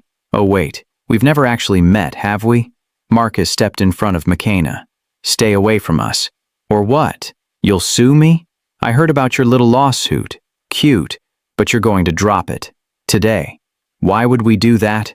Because if you don't, I'll release information that will destroy your wife's reputation forever. Information about what her mother really did. Why our father left. Why McKenna was never supposed to exist. McKenna's voice shook. What are you talking about? Ask yourself why Dad never came back. Why he never sent money. Why he pretended you didn't exist. It wasn't because he didn't care. It was because your mother did something unforgivable. Something so terrible that acknowledging you would mean acknowledging what she did. You're lying. Am I? Ask your aunt, your mother's sister. The one who's been living in Florida this whole time. The one your mother made you promise never to contact. Ask her about the fire. Ask her who really started it. Ask her who died. Terrence drove off, leaving McKenna frozen on the sidewalk. He's bluffing, Marcus said. He's trying to scare you into dropping the lawsuit. What if he's not? What if my mother did something terrible? What if that's why I grew up poor and forgotten? What if I deserved it? Stop. You didn't deserve anything that happened to you. Whatever your mother did or didn't do has nothing to do with who you are. But McKenna's hands were shaking. I need to know. I need to call my aunt. They drove home in silence. McKenna pulled out her phone, stared at it. I don't even know her number. My mother made me promise never to reach out. Said it would only cause pain. I thought she was trying to protect me. But what if she was protecting herself? Marcus pulled up his laptop, started searching. What's your aunt's name? Patricia Monroe. She lives in Miami. 10 minutes later, Marcus had a phone number. He handed McKenna the phone. Call her. McKenna's hands shook as she dialed. It rang 4 times. Then a woman's voice. Hello? Aunt Patricia? This is McKenna. McKenna Washington. Your niece. Silence. Then, oh my God. McKenna? After all these years? I need to ask you something. About my mother. About my father. About why he left. Sweetheart, that's not a conversation for the phone. If you want the truth, you need to come here. To Miami. I'll tell you everything, but it has to be in person. Can't you just tell me now? No. Because once you know, your life will never be the same. And you deserve to hear it somewhere safe. With someone who loves you. Makina looked at Marcus. We'll be there tomorrow. They flew to Miami that night, checked into a hotel. Neither of them slept. The next morning they drove to Patricia Monroe's house, a small bungalow near the ocean, flowers in the yard, wind chimes on the porch. Patricia opened the door. She looked like an older version of Makina. Same eyes, same smile, same strength. She pulled Makina into a hug, held her for a long time. You look just like her, like your mother when she was young. They sat in the living room. Patricia made tea. Then she took a deep breath. Your mother was my baby sister. I loved her more than anything. But she made choices. Terrible choices. And your father paid the price. What did she do? She had an affair with your father's business partner. It went on for months. Your father found out, confronted her. She promised to end it, but she didn't. Makina's chest tightened. So he left because she cheated? Not just that. The partner, the man she was having an affair with, he was stealing from the company, embezzling. Your father discovered it, was going to press charges, but your mother begged him not to, said it would ruin the man's life, ruin his family. What happened? Patricia's eyes filled with tears. The partner burned down the warehouse, with your father's brother inside, your Uncle Thomas. He died in that fire, and your mother knew. She knew her lover was going to do it. She could have stopped it, but she didn't. Makina felt like the room was spinning. My mother let someone die? Not on purpose. She didn't think he'd actually do it. But when she found out, she didn't go to the police. She protected her lover, and your father couldn't forgive that. He divorced her, moved to Chicago, started over, and made her promise never to contact him or his family again. So I'm the daughter of a woman who covered up a murder? You're the daughter of a woman who made a terrible mistake. But Makina, that's not who you are. You're not responsible for what your mother did. But Makina was already standing, walking toward the door. I need air. She ran outside, down to the beach. Marcus followed. Makina, stop. He was right. Terrence was right. I'm cursed. My mother's sins, her choices. They follow me. Everything bad that's happened, I deserved it. That's not true, isn't it? My mother let a man die, and I've been paying for it my whole life. My father abandoned me because of who my mother was, and now my brothers want me dead because of who my father was. I'm poison, Marcus. Everyone I touch gets destroyed. Stop it. You are not your mother. You are not cursed. You are the strongest, most beautiful person I've ever known. And I love you. Not despite your past, but because you've survived it and still managed to be good. Makina fell to her knees in the sand, sobbing. Marcus knelt beside her, held her. We'll get through this. Together. How? Terrence is going to release this information. Everyone will know. Your reputation, your business, everything will be destroyed because of me. Then we'll rebuild. But I'm not walking away from you. Not now. Not ever. They sat there on the beach, holding each other, while the world crashed down around them. That night, Terrence kept his promise, released the story to every major news outlet. Billionaire's wife, daughter of woman who covered up murder. The headlines were everywhere. Photos of Makina, her mother, the warehouse fire from 30 years ago. Marcus's phone exploded, investors pulling out, board members demanding his resignation, business partners cutting ties. Within 24 hours, Marcus lost 40% of his net worth, but he didn't care. He sat with Makina in their hotel room, holding her while she cried. while the world judged her for something she had no control over. "I'm ruining you," she whispered. "You're saving me. You always have been." The next morning, Rebecca Chen called. "We have a problem. The custody hearing. Vanessa's family is using this information, claiming Makina comes from a family of criminals, that Zara isn't safe around her." "That's ridiculous." "Doesn't matter.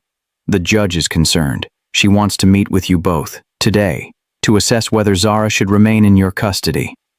Marcus looked at Makina. "We have to go." "No, you have to go. Without me. If I'm there, you'll lose her. They'll use me against you. I'm not going without you. Marcus, please. Zara needs you, and if being with you means losing her, I'll step away. I'll disappear, whatever it takes to protect her. No. We're in this together. Not this time. This time you have to choose, me or Zara, because you can't have both. Not anymore." The choice Marcus had been dreading his entire life, the woman he loved or the child who needed him, and he had 4 hours to decide, because the hearing was at 2 p.m., and whatever he chose would define the rest of his life. Marcus sat in his car outside the courthouse. Makina was back at the hotel, watching the news coverage, watching her life become a spectacle. He'd told her he'd go alone, that he'd fight for Zara without her. But as he sat there, he realized something. He couldn't do it. He couldn't walk into that courtroom and pretend Makina didn't matter, couldn't let her sacrifice herself again. She'd spent her whole life being punished for things she didn't do, for her mother's choices, for her father's abandonment, for her brother's greed, and he'd be damned if he'd let her sacrifice herself for his daughter too. He called her. "Come to the courthouse." "Marcus, no, we talked about this." "I know, but I'm not doing this without you. We're a team, and teams don't abandon each other when things get hard." "But Zara needs to see what real love looks like. She needs to know that we don't throw people away when they become inconvenient. She needs to know that family stands together, no matter what." Makina was crying. "What if we lose her?" "Then we lose her together. But I'm not losing you. Not again. Not ever." She arrived at the courthouse 30 minutes later, walked up the steps with Marcus, hand in hand. The cameras flashed, reporters shouted questions, but they kept walking, into the courtroom, where their fate would be decided. The judge looked at them, stern, unreadable. "Mr. and Mrs. Hartwell, I've reviewed the evidence, the accusations, the media coverage, and I have serious concerns." Marcus's heart pounded. "However," the judge continued, "I've also reviewed Vanessa Hartwell's confession, and I've spoken with Zara's therapist, and social worker, and teachers, and they all say the same thing." She paused. "Zara is thriving, she's happy, she feels safe, and she loves both of you. So despite the concerns raised by Vanessa's family, I'm ruling in your favor. Full custody remains with you, Mr. Hartwell, with visitation rights for Mrs. Hartwell as Zara's stepmother." Marcus nearly collapsed with relief, but the judge wasn't done. "However, there's a condition. Mrs. Hartwell, you will undergo a full background check, psychological evaluation, and if anything concerning emerges, we'll revisit this decision. Do you understand?" Makina nodded. "Yes, Your Honor." "Good. Then this hearing is adjourned." They walked out of the courtroom, free, together, victorious. But as they reached the parking lot, a man stepped out of the shadows, Terrence Washington, and he wasn't smiling anymore. "You think you won? You think this is over?" Marcus stepped in front of Makina. "It is. You have no power over us anymore." "Don't I?" Terrence pulled out his phone, showed them a photo of Zara at school, playing on the playground. Beautiful little girl. Be a shame if something happened to her. Marcus's blood turned to ice, and that's when Makina did something that shocked everyone. She stepped forward, looked her brother in the eye, and smiled. Go ahead, try it. Because if you touch that little girl, I will destroy you. Not with lawsuits, not with evidence, but with every ounce of strength I have. And you'll wish you'd never been born." Terrence's confidence faltered. "You think you're the only one who can play dirty? I'm my mother's daughter, and she taught me how to survive, how to fight, how to protect what's mine. So go ahead, make your move. But understand this, you won't win. You'll lose everything, and I'll make sure of it." She turned and walked away, leaving Terrence standing there, stunned. Marcus followed her. That was incredible. That was necessary, because he needed to know. We're not victims anymore. We're survivors, and survivors don't back down. They drove home, to Zara, who ran into their arms, safe, loved, protected. And for the first time in months, they felt like they might actually make it. But that night, while they slept, someone broke into their house, left a note on the kitchen table. "You made your choice. Now live with the consequences. She's not your mother's daughter. She's her father's. And he had secrets you'll never believe. Secrets that will make you wish you'd never met her." Tick-tock. The nightmare wasn't over. It was just beginning. She's not your mother's daughter. She's her father's. The note sat on the kitchen table like a bomb. Marcus read it 3 times, each time feeling his grip on reality slip further. "What does that even mean?" McKenna asked, her voice shaking. "I don't know. But we're finding out. Right now." Marcus called Patricia, put her on speaker. "You said you'd tell us everything, but you left something out. What did Joseph Washington do? What secrets did he have?" Patricia was quiet for a long time. "I didn't tell you, because I promised your mother I never would. But she's gone now, and you deserve the truth." "What truth?" "Joseph Washington wasn't McKenna's biological father." The room went silent. "What?" McKenna whispered. "Your mother had the affair."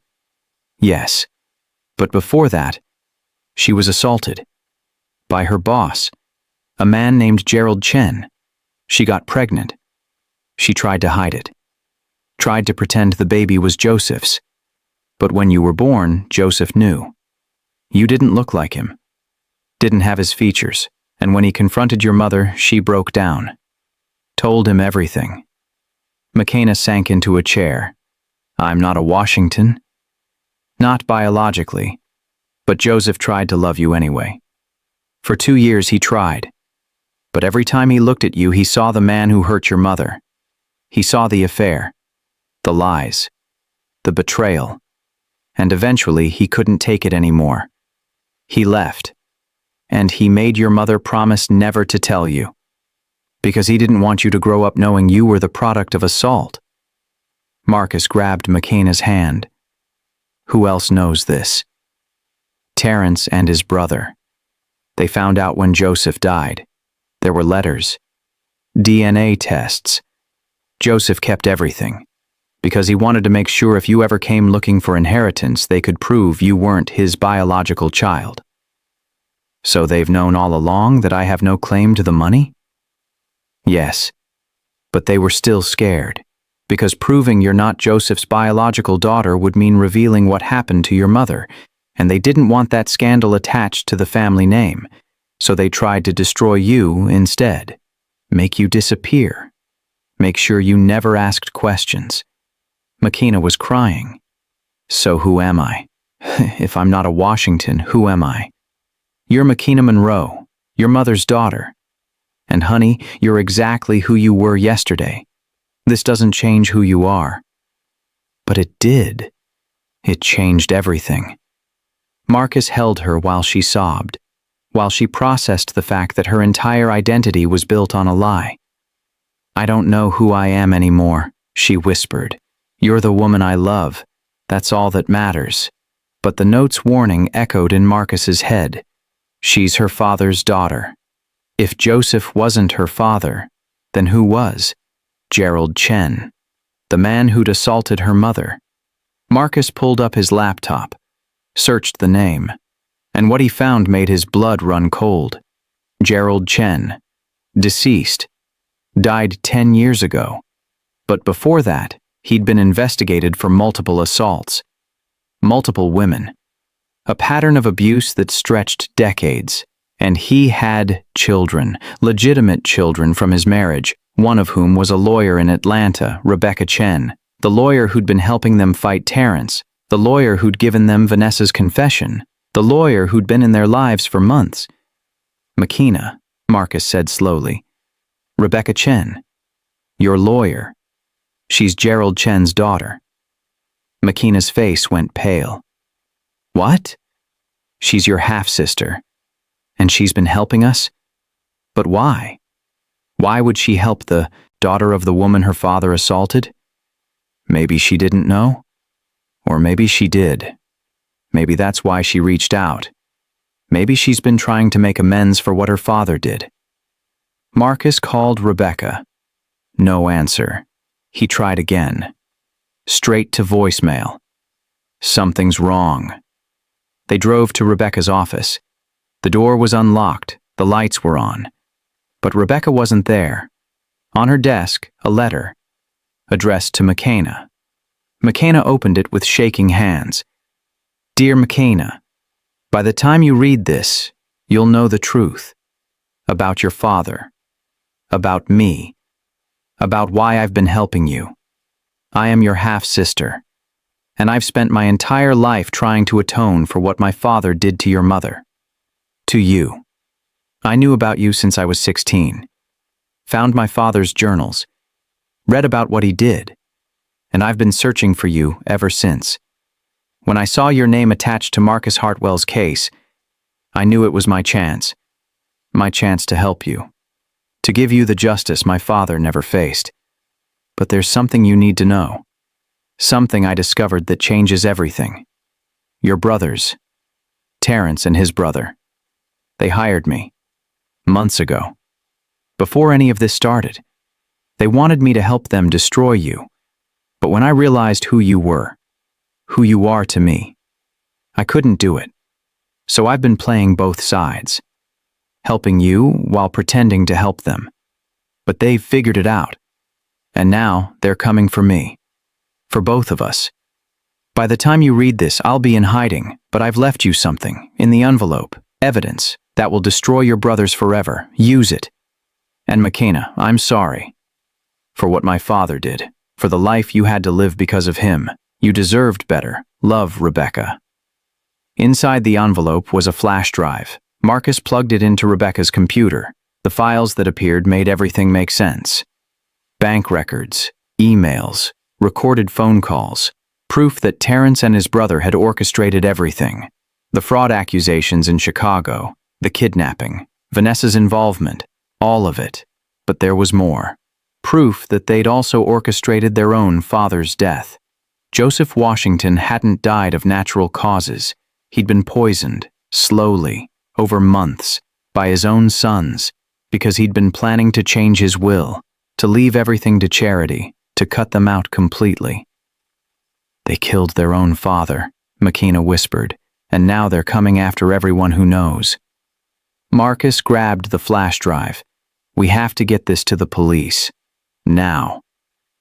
They drove to the police station, handed over the evidence, gave statements. Within hours, warrants were issued for Terrence Washington, for his brother Marcus Washington, for conspiracy, for murder, for fraud. The news broke that evening. Washington brothers arrested in connection with father's murder and fraud scheme. Marcus and Makina watched from their living room, holding each other. "It's over," Makina said. "It's really over." But it wasn't. Because that night, while they slept, Rebecca Chen's body was found. In her apartment. Staged to look like suicide, but the detective who called Marcus knew better. This was murder. Someone wanted her silenced, and Mrs. Hartwell, you're next on the list. Because you're the only other person who knows the full truth. Marcus hung up, looked at Makina. "We have to run. We have to disappear." "What about Zara?" "We'll take her with us. But Makina, if we stay, you'll die."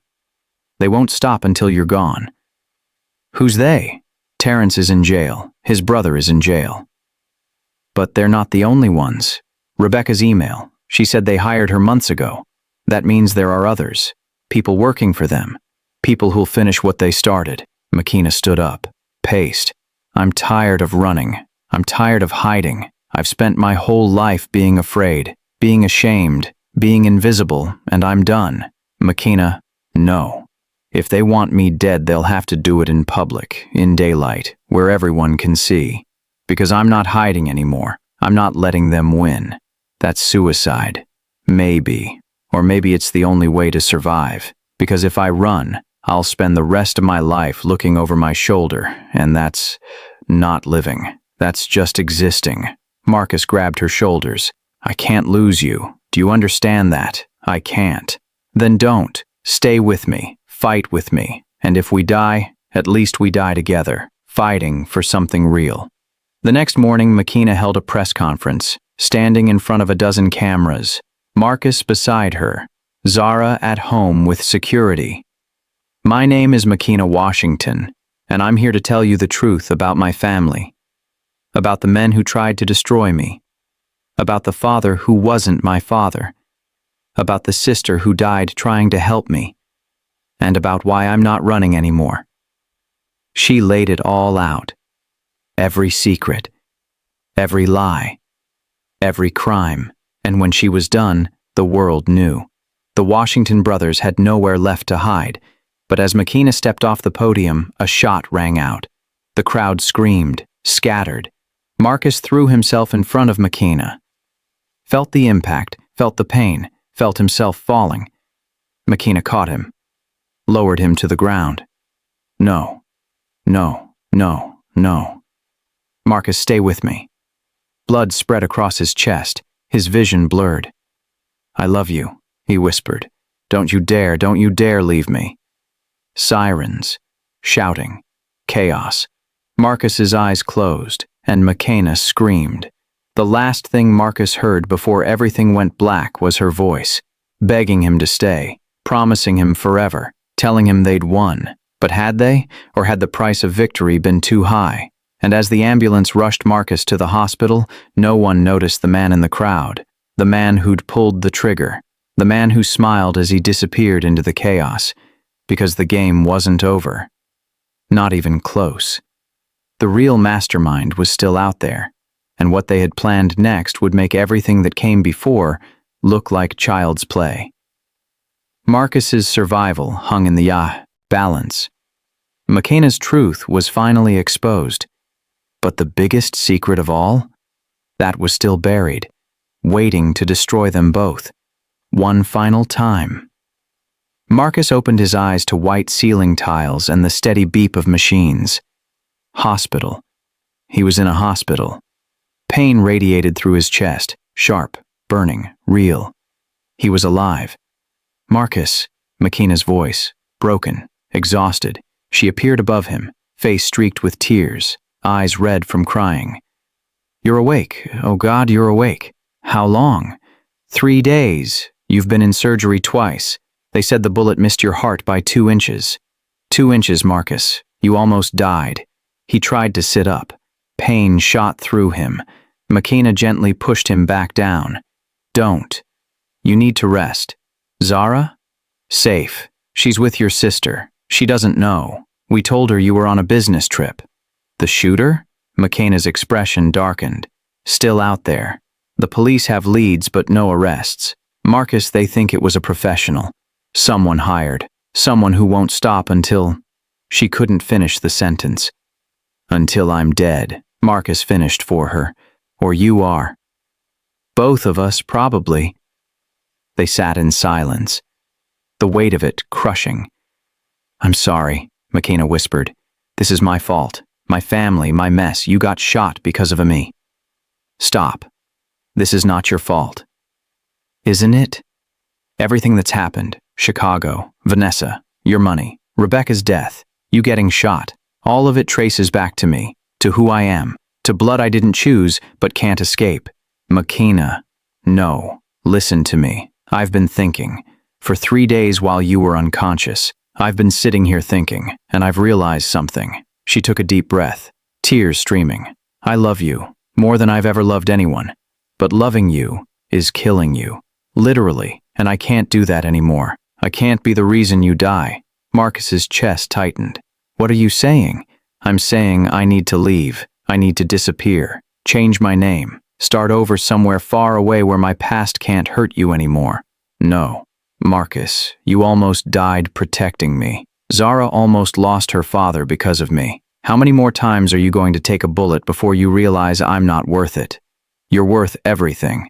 Then prove it. Prove it by letting me go. By choosing your daughter. By choosing your life over me.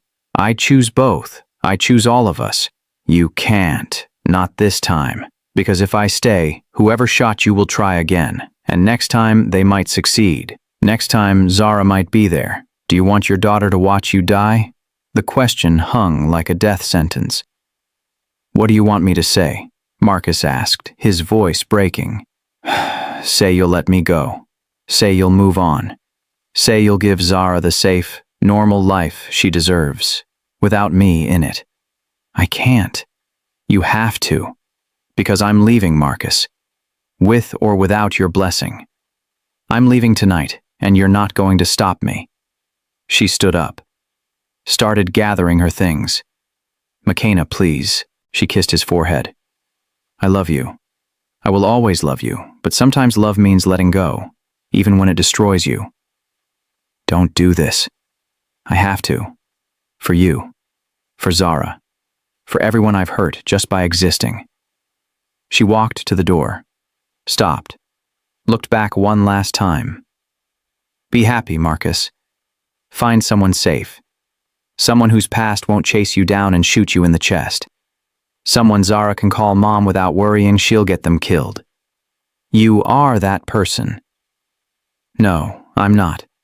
And deep down, you know it. She left. Marcus tried to get up, to follow her, but pain dropped him back into bed. By the time the nurse came, McKenna was gone, vanished into the Atlanta night like she'd never existed. Marcus spent 2 weeks in the hospital, then another month recovering at home. The police never found the shooter. The Washington brothers were convicted of their father's murder, but swore they had nothing to do with Marcus getting shot. McKenna's trail went cold. No credit cards, no phone, no digital footprint. She disappeared completely. Marcus hired investigators, offered rewards, spent millions trying to find her. Nothing. It was like she'd been erased from existence. 6 months passed. Marcus threw himself into being a father, into rebuilding his business, into therapy to process the trauma. But at night, alone in their bed, he ached for her, wondered where she was, if she was safe, if she ever thought about him, wondered if he'd done something different, said something different. Would she still be there? Zara asked about her constantly. Where's Keena? When is she coming home? Marcus didn't know how to answer. Then one morning Marcus got a package. No return address, just his name.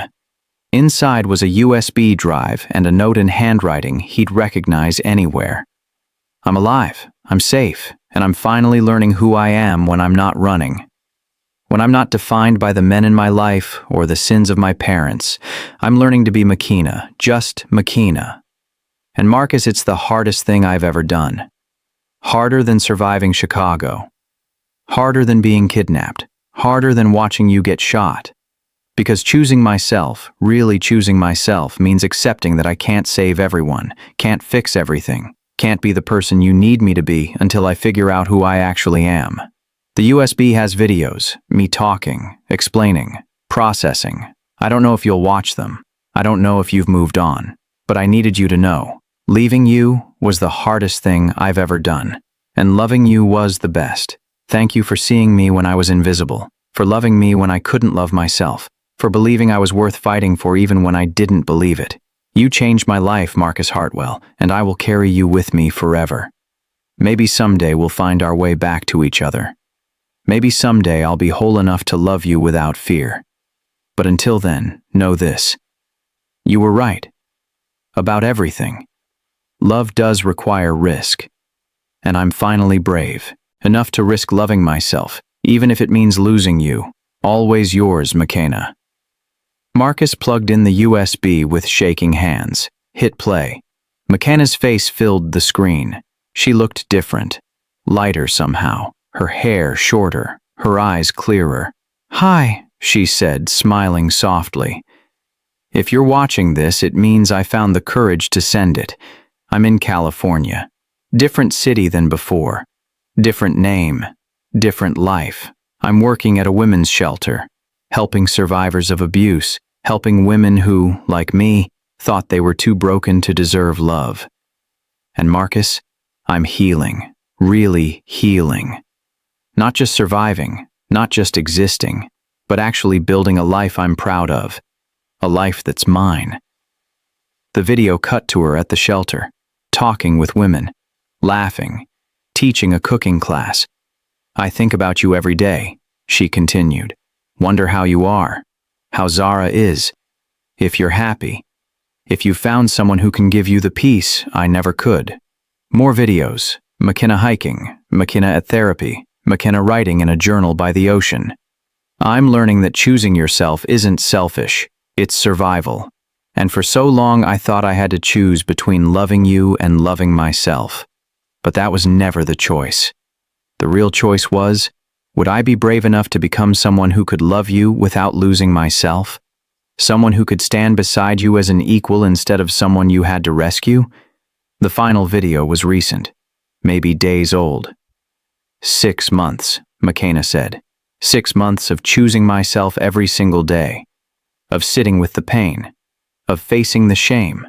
Of accepting that I'm not responsible for my mother's choices or my father's sins or my brother's crimes. I'm just me, McKenna, flawed, broken, healing me. And Marcus, I'm ready, not to come back, not to pick up where we left off, but to try again, differently this time, as equals, as partners, as two whole people choosing each other instead of two broken people clinging to each other. If you want that, if you're willing, if 6 months hasn't been too long, meet me, Piedmont Park, southeast corner, Saturday at noon. I'll be there, waiting, hoping, and if you don't come, I'll understand. I'll know you've moved on, that you've chosen the peace you deserve.